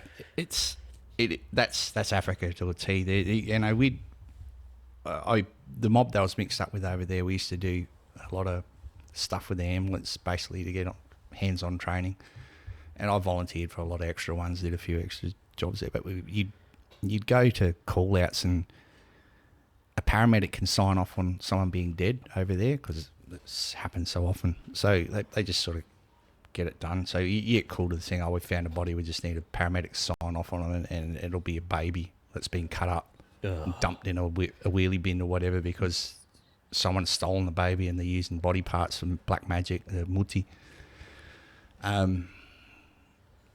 Yeah, you see a lot of that. It's pretty fucking Now that horrendous. I just had a son 2 weeks ago. Oh yeah, that's right. Congrats, mate. I'm not by any means like a child person. Like I fucking never wanted kids. I was never interested. I'm not a maternal person. But ever since I had him, when you see something about fucking that you got to hit it again. When you see something about children, it just hits so. Do you have children? My partner's got 2 daughters, but I've always had a rule that kids and not so much women to a degree, but definitely kids are out of bounds, and that led to a few problems in Afghanistan for me. That's a whole other thing that I won't get into, but it's something near and dear to my heart. It fires me up when I hear about it. Yeah, so I was telling you when off camera that I had on Sun McKay, and he was just telling me some stories off camera, and I was like, how the fuck? Yeah, that's what it's like, man. It's especially with children, like the Afghans or they'll strap fucking bombs to a kid's fucking bicycle. Yeah. I didn't hear of that. That like the Taliban guy I used to talk to a fair bit, he was actually pretty dead against that. So you used to be in communication with Taliban, dude. I basically made friends with this Taliban mufti. He spoke about 9 languages fluently, and I actually become mates with him. He was a good dude. We got on well. He had a sense of humour. So not all of them bad? No, they're all bad. They're all bad. They're all fucking bad. But you got to separate the art from the artist sometimes. Yeah. He was as interested in me as I was with him, and I got it from the horse's mouth. You know, I wanted to understand why because most of the dudes running around over there with a rifle, they're fucking dead shits who don't want to work. If you got a rifle and you're a jihadi, you can take whatever you want from people. And I'm fighting. I'm on the side of the Lord, I'm fighting the good fight, blah, blah, blah. So, again, the whole thing, using religion to justify fucking everything that goes on. So, with that, I wanted to know why they did things and why they treated, like when we were in jail, they'd look after all the guys that come in there, all the dudes that got picked up on Thursday night, which is like their Friday night, for smoking weed or worse, they got thrown in jail. Like guys who were addicted to opium or heroin or whatever, they'd be like skitzing out over the weekend, and the Taliban guys would look after them, and they go, yeah, no, you're right, mate, we'll sort you out. And they'd look after them in jail and feed them and get them all cleaned up, and then they'd get into their fucking heads, and they'd start twisting it around, and the guy's on the fucking, his skin's crawling and all the rest of it because he's off the gear, and this guy's going, look, you've got to square yourself away with the big bloke, and we'll look after you, we'll get you out of here and we'll look after you, but then you got to do something for us. So it's a gang. So they pay for him to get out. They get him out and they keep him in the gear, they keep him in a safe house somewhere, and they keep him fucking high as a kite and look after him, keep him well fed and all the rest of it and clean so he doesn't look like a fucking piece of shit. And then one day they go, chuck this on and go for a walk down to that American checkpoint for us. And I was like, fuck me, that's fucking cold, dude. And Hakimi's like, yeah, well, the Americans have their drones. We have these. Dude. And I said, he said, when we get, and it was when, not if, when we get back into power, we're going to kill them all anyway. Yeah. So this is God's way of showing us they actually have a purpose. Again, using the religion to justify what they're doing. And when you look at it through their prism, it makes perfect fucking sense. And you go, yeah, okay. But it's not reality. It's just their perception of how the world is. I feel like America use justice as like a thing just for funneling money through us. Because I have really, really, really like rough opinions on Americans' tactics into introducing themselves into other countries. Yes, because I agree. I feel like America. I had on this podcast. I'm a massive UFC fan. Yeah. I had the opportunity to talk to a UFC fighter, an ex-UFC heavyweight champion called Josh Barnett, because he was down in Australia. Yeah. And I somehow got him in, and we got... That's his bourbon there, that Yeah, right. bottle. Okay. We got fucking tanked. And the last 30 minutes of the podcast, allegedly, because I haven't watched it back yet, it was just me berating him about how America is not the country they used to be. And you're not exactly picking your fights. no, I picked the worst one, but I really do stand on that. I really feel like America just fucking inject themselves into places and make them worse. What I like the idea of America. The idea. Everyone loves the idea of America. Yeah, we love their film. We love their. Not just that, but the whole thing is you make yourself. You can Land be of the free, home of the brave. You can be whatever you want as long as you don't fuck with anyone else. Have at it. It's not what it is anymore. It's not. You're right. But how much of that is actually that idea of America and the average American Joe, and how much of that is actually the government? Like propaganda. There's that as well, but that's something that's just recently happened over there. There was a bill that was brought in after World War II by Eisenhower when he was the pres. Because when Roosevelt died, he took over, and he basically tried to shield the American public from propaganda. And he brought it in. It's not under his name; it's under the two representatives who put it through, and it ran out just as Obama took over, and they didn't renew it. Anyway, Trump's brought that back in. I'm no fan of Trump at all. You don't like him? I don't like him. I don't like him either. But if you say that, everyone... I don't like him. I don't like him as a person. I don't like the way he speaks. I don't like the way he oversimplifies things. There's no nuance. See, that's the part I like about him. However, this time round, he's actually footing the bill. He's doing what he said he was going to do. And okay, righto, well, let's see what happens next. And they're doing all right out of it. It's sort of, to me, he's dealing with common sense. He's dealing with common sense things that people want fixed, and he's doing it. And yet he's still getting blocked by other people. I appreciate that. I can recognise the good in a situation or in a person, as opposed to just saying, yeah, I don't like him. Which is, again, what we were talking about before. There's too much of that at the moment. You can disagree with someone, but you can still see a benefit of other things they do. To go, I don't want that. 1,000,000%. Yeah. Nah. You can think someone's a dickhead, but still agree with them. Yeah. Like, and I don't know if it's because I'm getting older. I don't know if it's because I'm getting older or not.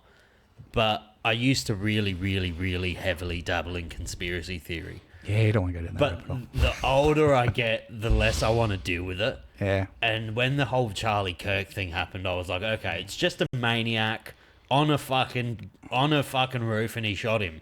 But now there's all these conspiracies coming out from Candace Owens and all of this, and I'm like, fuck, why can't it just be a maniac on a fucking building? It's not a hard shot. It's not like you don't have to be a secret forces officer to fucking make the shot. I watched the video when it popped up on my thing, and I saw it, and straight away I went, yeah, no, he's dead. He's instantly fucking dead. He looked like a fucking deer. Like I'm not diminishing his like existence at all. No, but if you've taken an animal's life, you would know. The strings are cut. It just drops. Yeah, he's done. And you could see that from the way he fell and the amount of blood. He's done. But then, like, it's not a hard shot to make. Like, it's not out of... He was going for a different part and it flung up. But it was only like 200 yards. Yeah. And you would... I can shoot a rabbit from 200 yards. If he was someone... If he had any marksmanship, any military training at all, he wouldn't have skylined himself on a fucking roof like that. That's a pretty fucking dumb place to sit. Is there a certain branch of military or private contractors that you worked with them and you were like, okay, these guys are fucking, like, they are the most elite force I've ever seen?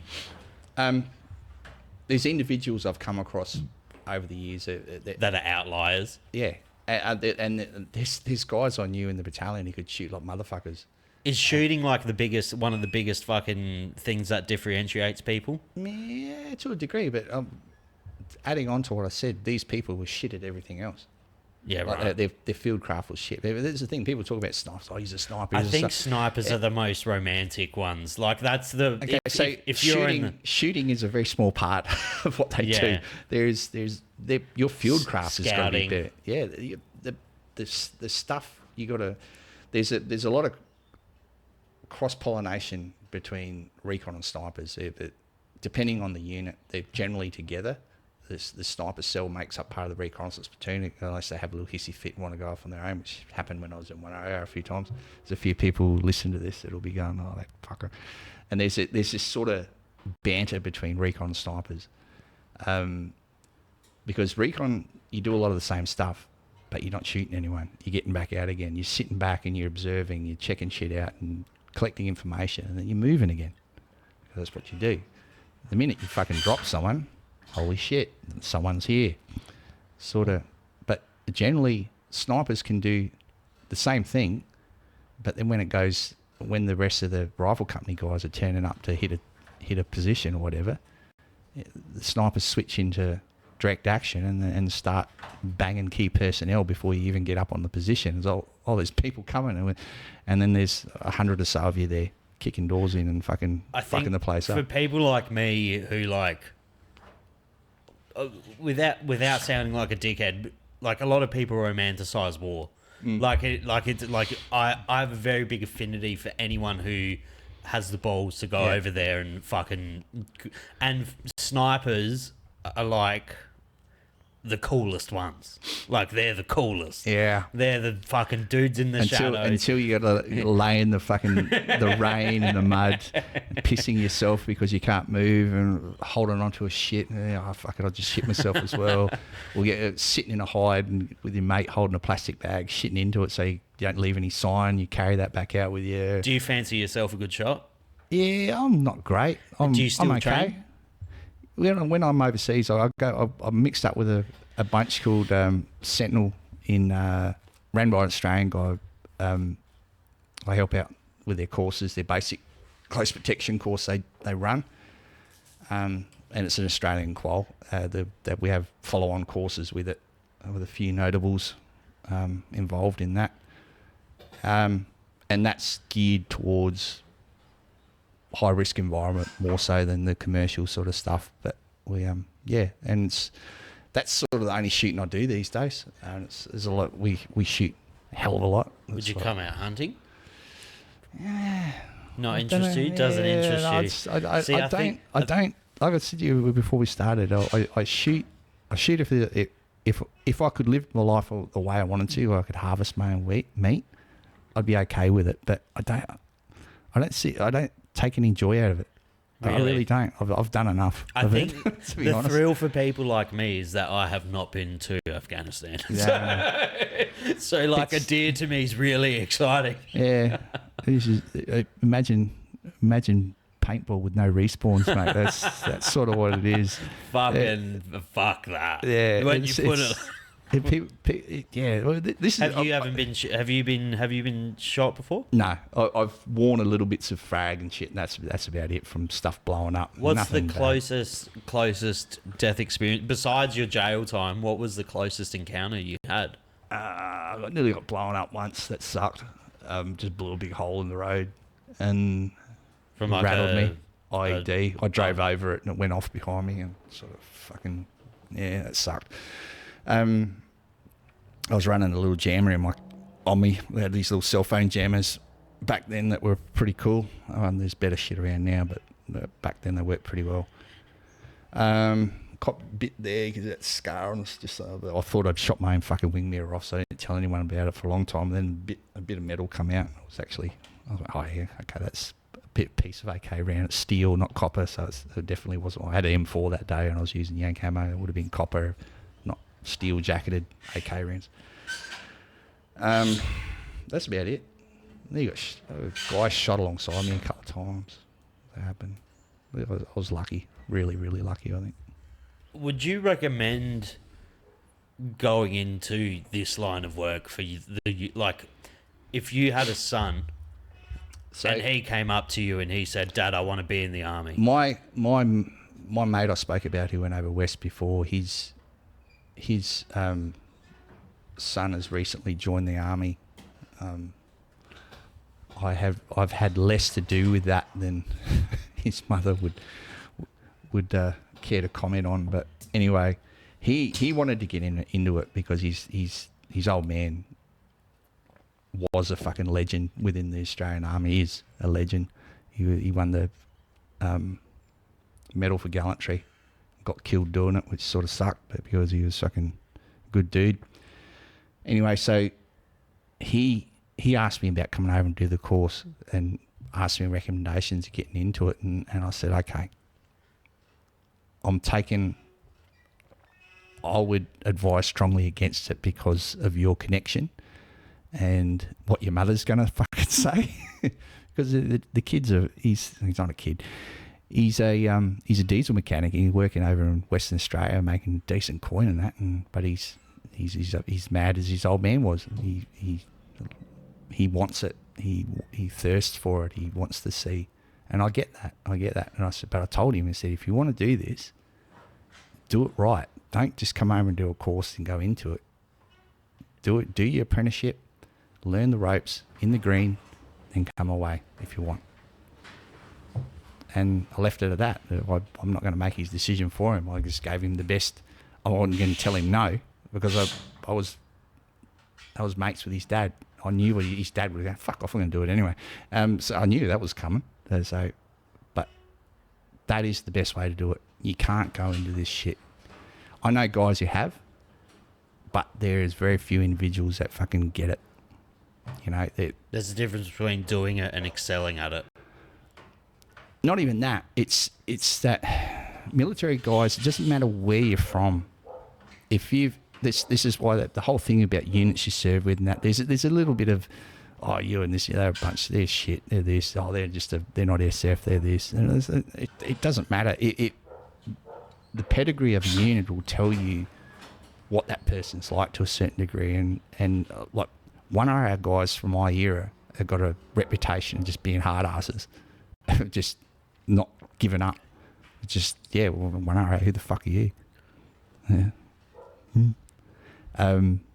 They and a lot of the guys, like I said before, a lot of the guys I worked with went on to bigger and better things.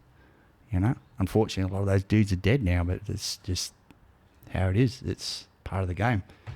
But you can tell if you're with a guy who's not, he doesn't have that behind him. You know, a guy will go in, and go, "Oh, what's this dude? Oh, I used to be a copper," and it's like, "Fuck, what do you used to do in the cops?" "Oh, he was a door kicker with the Starries or whatever." Yeah, okay, so he can mix it up. Yep, you'll be right. So guys like that are kind of, "Oh, what is this guy? He's an ambo." I'll say he's a good medic then. Yeah, right. We'll keep him out of it. We'll keep him in one of the response cars or something, so he's back down the line a bit, not up the front. And you try and put guys or people into positions where it's going to benefit everybody, and until they get a bit of time on the tools and they start understanding what it is they've got themselves into, they will start to understand that this isn't a fucking joke. This isn't just. It's not Call of Duty. Yeah, like you don't come back to life. No, it is the biggest thing. we're working with these Macedonians in Afghanistan, and the first, they used to, half of them were going, oh yeah, during the war we used to fucking kill Muslims with hammers and fucking this and that. And I was, yeah, right, mate, whatever. Get into a shit fight and they're underneath their fucking car screaming because they've gone out there with an MP5 because it looks cool in fucking in photos. It's my favourite gun on Call of Duty. They actually are pretty cool, but it's a 9mm round, doesn't go very far, and someone's shooting at you with a PKM which goes for 1,200 metres. It's like, yeah, I'm behind. What's an AK gauged in? 7.62 by 39 Russian. That's fast. Yeah, it's about the same as the 30-30. Yeah. It's ballistically identical to 30-30. It'll performs exactly the same way, same range. It's a big, heavy bullet. 200 metres. 240 grains, 200, 300 metre max range. You're not, but up close, they fucking just bowl people over. They're good. When you're shooting, like when you're in an active gunfight, is a lot of it just fucking trying to suppress their fire? Like, are you just kind of hanging your gun out and shooting just to try and suppress their fire? Or because you wouldn't have much time to actively like kind of look and sight anyone up. That's probably why these gunfights go for so long, I'd imagine. Okay, so the military definition of suppressive fire is 1 round per enemy combatant every second. Say that again, please. The military definition of suppressive fire is one round, 1 shot, within 1 metre of one enemy combatant every second. Why within 1 metre? Because if you don't have to shoot him, you just have to get him to pull his fucking head in. So you don't want to kill him? And it's not so much you don't want to kill him, it's unnecessary. If he's ducking for cover, he's not shooting at you or your friends. So it's suppressive, it's working. And what is the protocol if, say you got 6 cunts pinned down, Yep. Say you got 6 cunts pinned down, and they're like, okay, we are done. They're like fucking woof in the air. Yeah. What's the protocol with that? Do you take them into custody? Yeah, it depends on the ROE or what you're doing. Okay. So that's the other thing. People think you're running around doing cowboy shit, and generally there's a lot of rules to war. There is a fuckload of rules to war. I didn't know that. Well, they generally only tell one side the rules, and the other side just do whatever the fuck they want. And is there a lot of like unspoken when you're going up, like you're in a battle with someone else? Is there a lot of unspoken rules to war? I don't think so. Or it's more just it gets pretty animalistic at that point. Yeah. You only got to look at some of the stuff that's come out of the Ukraine. I know a few people who are working over there, and some that's pretty fucking brutal. That's an interesting war because I don't know if people are going to hate me for this. I've always really been interested in Putin, like as a leader, how he conducts himself. He's an interesting cat, man. He's old school. He's Cold War era shit. And I think his people love him. I don't know. There's a vast percentage that do because obviously whether it be fear or fucking love, but I think that one's hard.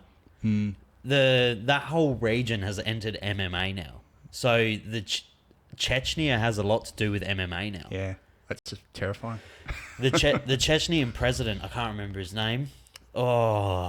He's a dictator, but his son, who is he is training up to be in charge. Yeah, has a massive affinity for MMA. Yeah, so I come across a group of Chechens that were working.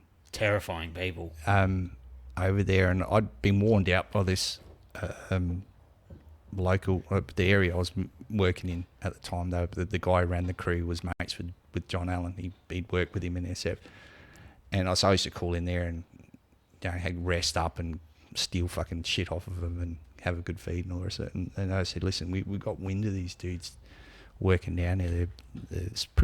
They're not working with the Taliban, but they're working in the area. They're sort of doing their own thing. We were pretty sure they're fucking Chechens. I'm like, yeah. And I got in this stoush, and it was sort of like, at that point, I'd been there for a while, and it's like, I can shot out again and get out of the car, and there's a bang, and wow, that was fucking close. That dude knows how to shoot, and so it's gone on for a bit longer, and I'm looking through the fucking scope, and this guy's guy's like white with a big red beard. I'm going, oh, you're not an That's a Afghan. Chechen. Yeah, you're not a That's fucking a Afghan. Chechen. And they knew what they were doing. They were okay. So I got on the phone and, hey, listen, you might want to roll your QRF out. I think I know who those boys were. Who are you looking for? That's so funny. Yeah. That's so. I didn't fuck with those dudes too much. I got the fuck out of there. They would have been hard work for my guys, I think. So this guy here, I'll bring it up there for you. I don't know. You said you used to watch a bit of MMA back in the day. Yeah. But this bloke here is he's Chechnyan, and he's best mates with the Chechnyan president's son. And the Chechnyan president's son has had a few MMA fights that have been very, very, like, rigged. Yeah. But this guy here is maybe one of the most terrifying fighters in UFC history. His name's Khamzat Chimaev. Yeah, what weight's he fighting? He fights at middleweight, so he is 185 pound. Yeah, He okay. won his Fucking belt. hell, man. He won his belt 3 months ago. And when he got to Chechnya, the Chechnyan president and his son welcomed him to Chechnya and stole his belt. Of course they did. But that's Khamzat Chimaev. And this guy here is a Chechnyan. And I reckon this might have been the guy shooting at you. That wouldn't surprise me, to be honest. Shara Bullet. That's him. That's actually for what the dude looked like. Oh my god! Shara Bullet. He's got one eye, Yeah. but he's a demon. But so they have come into MMA culture now. Yeah, right. Like the Chechnyans, because they're funneling so much money, like the UAE, Yeah, Dubai. they'll be laundering money through it. Did you spend much time in like the UAE when you were Yeah, a bit, abroad? yeah. Is that just a playground? It is. I don't like it. Because you were earning. I remember in your book you said you were earning $6,000 a month, and it was hard to gauge the time. Because I didn't know what time, but then I was like, oh, this is late '90s, early 2000s. Yeah. That's like earning 10, 20, almost 15 grand a month. Now. I was on better money when I was in Iraq, when I was a TL and that there. But it's the money that back then was stupid. Did you get your Rolex back? Nah, Cunts. Absolute cunts. Yeah, I know. That Australian dude. No, what was he? Yeah, he's Australian. He was Australian. Fuck you, buddy. Yeah, he'll turn up. I don't worry about shit like that too much. But I'm a firm believer in karma, and if karma puts him in front of me again, When you got out of jail, so after the 7 years when you got out of jail and came, did you come straight back to Australia? yeah, initially, I flew in Adelaide, straight in Adelaide. What was the culture shock like? Abrupt, yes. Because people were like not trying to fucking murder you. Not so much that. A lot of it was. I had to really think about what I said before I spoke, because I was sort of thinking in two languages. Like, but I was getting to the point where I wasn't speaking much English during the day, and I was starting to think in Dari, and I'd really have to stop and think about what I was going to say before I said it. Are you fluent in Dari? No, Not anymore. I was getting okay at it, but I wasn't really trying to learn it, because it's a little bit shit, because it's such a bastardized version of Persian anyway. Because Persian is actually a beautiful language. It's Farsi. Yeah. Farsi's a nice language. Yeah, but especially when women speak it. Yeah. So Dari, I used to watch TV over there, and most of the TV was from Iran, and that was got me on. Holy fuck, Iranian women are beautiful, fucking and the most beautiful in the world. Some of the TV shows and that were actually pretty high quality, considering. Like, it was all like shot in the 50s and it was all grainy and that, but the acting and that was it. Whereas the local Afghan TV, they'd be like trying to copy Hindi movies, and that's not how they speak. You know, they were doing the head wobble thing. They don't do that. They don't do it. They're only copying that from Hindi movies, which are I actually quite like Hindi movies because they're just so bullshit over the top. That's so weird. My dad loves them as well. He just fucking mental. sit at home, he can barely speak English, and he's watching Hindi movies. But you watch all the Hindi movie rip-offs of Hollywood movies that are like almost word for word copied, but really badly. they're actually fucking entertaining. They're really They're good fun, value man. to watch. Yeah, they're nuts. And then also there's a massive shit fight. And then people are singing and dancing. Oh, what the fuck is going on here? So yeah, I picked it up, and I picked up a lot of Afrikaans when I was living in South Africa. I went out with Afrikaans. Afrikaans is a cool language, It is. man. It's one of the best pissed off languages in the world. It's you know a you're in cool trouble. language. You know you're in trouble with that language. I've always wanted to drink with fucking white South Africans. Oh, it's brutal. They and the funny thing is, I found that Afrikaners are closer to Australians in the bush than the English South Africans. That's probably why you have an affinity for South Africa. Yeah, It's very reminiscent because you grew up on. For people who don't know, he grew up on a cattle station. The most Australian story of all time. Yeah, to a degree. It was. I went down a bit of a rabbit hole when I was over there, but I think a lot of that was, in hindsight, living in South Africa while I was working in the Middle East was my way of dealing with it at arm's length. Yeah. I think because I lost a lot of friends while I was there, and then I come back and then I'd hear, oh, so and so died of a drug overdose, and all this. Oh, for fuck's sake, I'm going back to work. This just sucks. And he just got that, and then I come back to Australia, and you got to go to so and so's funeral. He just killed himself. And so I was keeping it at arm's length all the time, and then to a point, it catches up with you after a bit, and I still deal with it now. Like I said, good days and bad days. There's some days and the weirdest things fucking set you off. Like the thing that got me, and this sounds stupid, but the one thing that I cannot fucking handle, that throws me straight back in there when I hear it, is in the mornings, like they get up for uzu in the mornings, and they, the first prayers, they hear the call for prayers, so you hear them all getting up and going to the toilet and that. And with the Taliban guys, like Hakimi explained this to me, and I said, so what do you have to fucking clear your throat and all the rest of it when you do uzu in the morning? And he goes, no, you don't. He said, you don't. He said, God sees everything. Why would you need to let God know you're doing uzu before you go to prayer? Why would you? God sees everything. And I went, yeah, okay, fair. And he said, this is no good Muslim trying to be a good Muslim. He's telling everybody else, look how good of a Muslim I'm doing uzu, I'm doing uzu, I'm doing uzu. And I hear that now, and it's just because I know you're a fucking lying piece of shit. You're just doing it. You're just doing it so everyone thinks you're doing the right thing, but you're faking it, bro. It's like peacocking. Yeah, exactly what it is. It's peacocking. And he said, God sees all. He knows you're a good Muslim or not, and he's the one you should be worried about, not the other Muslims. And I said, well, there's a few people in this country who probably disagree with you on that one, but nah. But it's that I hear people clearing their throat on one side. So I'm like, dude, please don't do that around me. I'm getting That's out of 7 years in jail. That's the one that gets him. Yeah, and that's it. And sometimes if I hear chains a certain way and it's the same noise of the keys or the doors closing. And this lends to my last question before we wrap it up. Yeah. Would you do it differently? Nah. I was going to, you wouldn't, not a thing. Not a thing. Do you think that 7 years has made you into the person you are now and probably kept you alive? Yeah. In hindsight? Yeah. Because it sounded like you were a pretty erratic, not erratic. It sounded like you had a specific goal, and it was probably not good to not come out alive at the time. At the time, I'd been through a bit of shit, and if I'd kept going, if that hadn't happened to me, I would have died somewhere. If not there, I would have been in Africa somewhere doing something fucking dumb. Or ended up in where all the shit's going on at the moment. I mean, I've talked to a couple of the young guys I know, or one in particular, about it.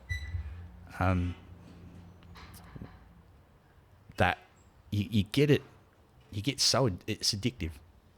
This is going to sound like a bit of a shit thing to say, and it's part of the reason why I'm not really into hunting and all that, because it's fucking good fun.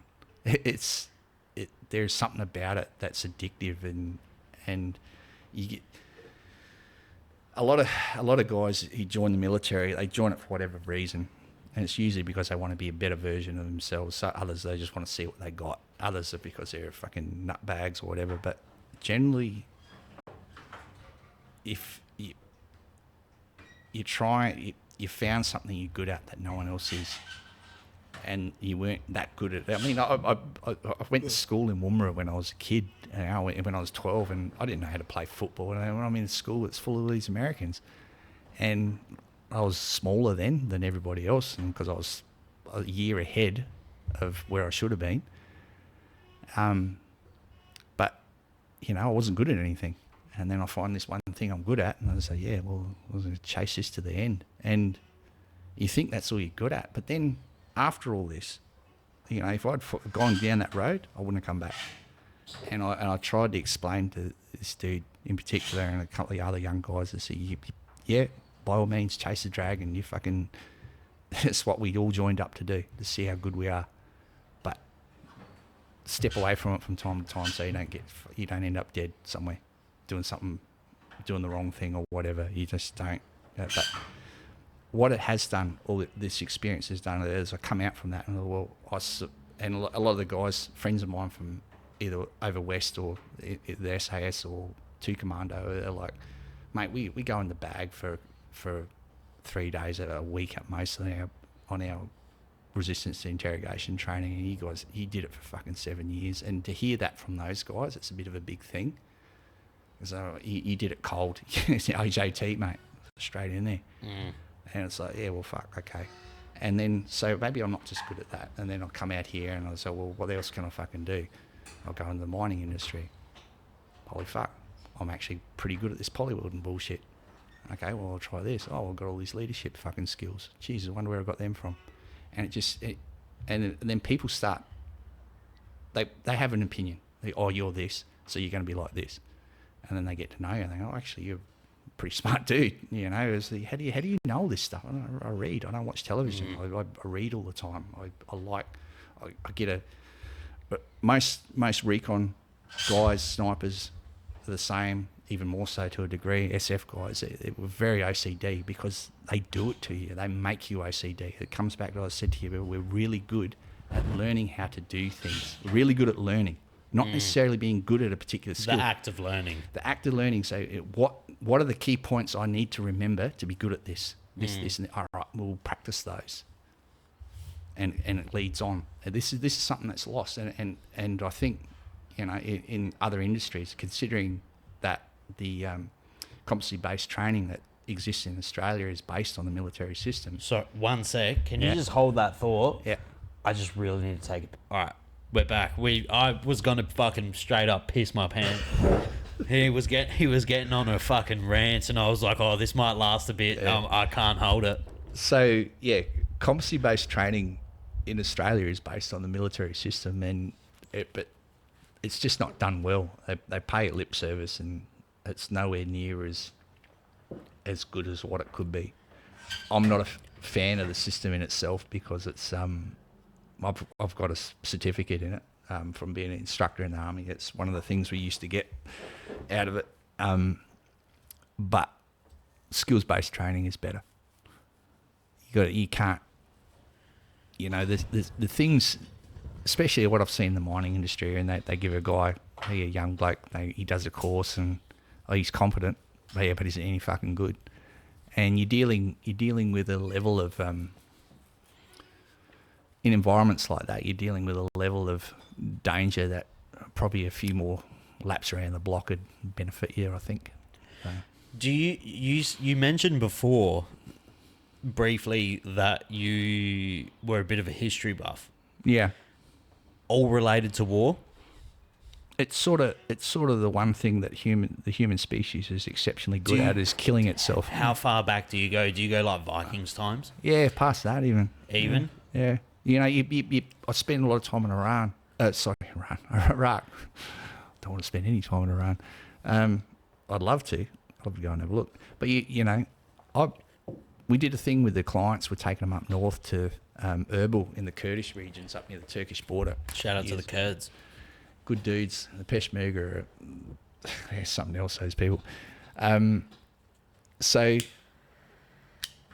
we're flying over the desert, and there's these big fucking pyramids in Iraq that no one really knows about, that go way back, and they're big step pyramids, and no one knows about them, but they're there, flying over them. Got photos of them, and it's like these things are Babylonian times sort of shit, you know. I love and that put me on this massive tangent when I was over there. I just wanted to learn about this shit, and it's like I love Viking history. Yeah, Absolute.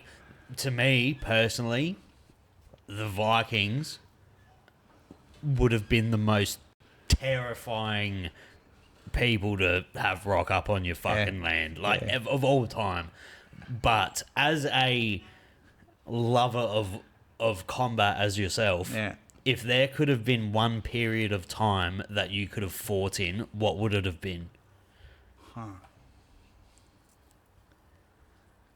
But well, I've copped this from some of the old and bold guys that I know, and that'd probably be, I was born 20 years too late.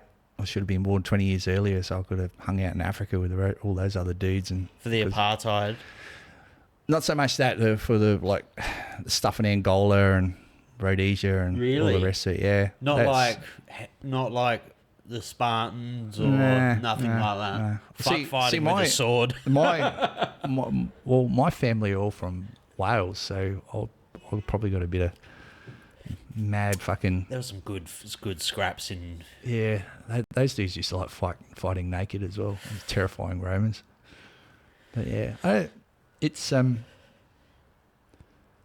War II would have been a fucking rough war to be in. Yeah, my grandfather fought in World War II. My grandfather fought in World War II as well. Yeah, it was pretty brutal. We didn't really talk about it much. He was in the Navy, but he spent time in the North Sea on the convoys, and then he ended up in the Pacific as well. Have you ever been to Germany? No, I've been I've got a mate who lives there. I've actually got to try and get up there at some point when I'm over. Everyone I know that's been to Auschwitz has said it's like the most horrific, because it's very fucking in at the moment to be an anti-Semite. It's a bit of a fucking thing at the moment to hate on, like, to be in with Hitler, which from a banter perspective it's funny. Like, we've all made jokes. Everyone's made jokes. Everyone's done the fucking hail as a joke to when you're with your mates. Like, you don't have to fucking say that you haven't, but it's hell in fashion at the moment to be an anti-Semite. Yeah. And apparently when you go to Auschwitz, the vibe is that heavy, it takes fucking days to fix you. Yeah. I've been to places like it that there's just killing fields. How can I put it? We had these Iraqis that worked for us in Baghdad, and one of them in particular, Ali. He looked like Freddie Mercury. He was funny as fuck, but he was an intelligence officer in the Republican Guard for Saddam. And you met him several times. He used to give him briefings, and like, he was fucking good at his job. And he used to run the ghost teams we had that used to go out and just like check out areas before we went in there with the clients. They had, the locals we used, and he used to vet all them and train them, and he was a fucking good guy. And he took me to the building that they bombed. The Yanks bombed the shit out of it. It was an ugly building to start with, this big brutalist sort of fucking, I don't know, ziggurat sort of pyramid thing, and they spammed it with a couple of stealth fight bombers, and it was. He showed me now where these holding cells and that they used to have, and just the feeling of the place, it was heavy. Yeah, there's a I don't know, a psychic weight, for want of a better word, I guess, that you just know, okay, this is fucking bad joint. I'm not happy with this. It's not fucking cool. You know, there's a lot of evil things that's happened in there. It's just. I have a deep affinity for World War II history, and anyone that says that the numbers were inflated or it was fake is a fucking idiot. Yeah, like it was a wild time to live. But you look at how they got there. How did Germany get to that point? And you're hearing a lot of the same rhetoric from the people that we have in power, that the British have in power at the moment. They go, no, it's this and that, and we've got to do this. It's for your own good, you know. Give everything up. And you know, the Nazis weren't fascists. They weren't right wing. They were fucking socialists. They're the same as the Labour Party. They're socialists. Yeah, they're socialists. That is why they got on with the communists more so they did with the Italians, the fascists. Which no one knows. No one knows that the Nazis were socialists. They just refuse to accept it because they think Nazi is a word. It's not. It's an abbreviation.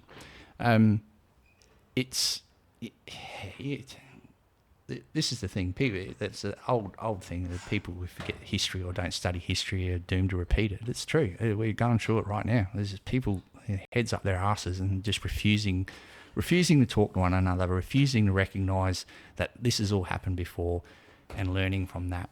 You can't do the things we're doing now and expect it's going to have a bright and rosy green outcome. It's not going to fucking work. It's not. This is going to end badly before it gets better. And I'm sort of hoping it does get better. You're going to have to go back out bush. I was thinking about it. I wish I could. I'm going more south. I'm buying a farm down south. Oh, we're actually talking about this the other night, actually. I can't do it anymore. I can't deal with fucking crackheads. I can't do it. As I get older, I just have less patience. See, that was part of the thing I like living in Cape Town, and people try and rob you or people give you shit. The cops aren't coming. The cops are not going to come, and it's sort of expected for you to look after yourself. And I used to love that. But if you look after yourself in fucking Adelaide, you get arrested. You get arrested. Like it's just fucking ridiculous. But I will leave it here. We will, if you are inclined, we will run it back one day. Yeah, and I'll have a bottle of tequila and soda water for you. But I thank you so much for coming on. No worries, mate. Cheers. If you are a reader, please go and buy Rob's book, The Seventh Circle. Honestly, I'm not a massive reader. I read, I don't know if it's a lot, but first time in a decade, I read 100 pages in a day. I couldn't get it off. Yeah. And if you aren't a reader, go on Spotify, and it's on Spotify, The Seventh Circle by Rob Langdon. I highly recommend you read it, and thank you so much for your service, first of all, and thanks for coming on. No worries, mate. Anytime.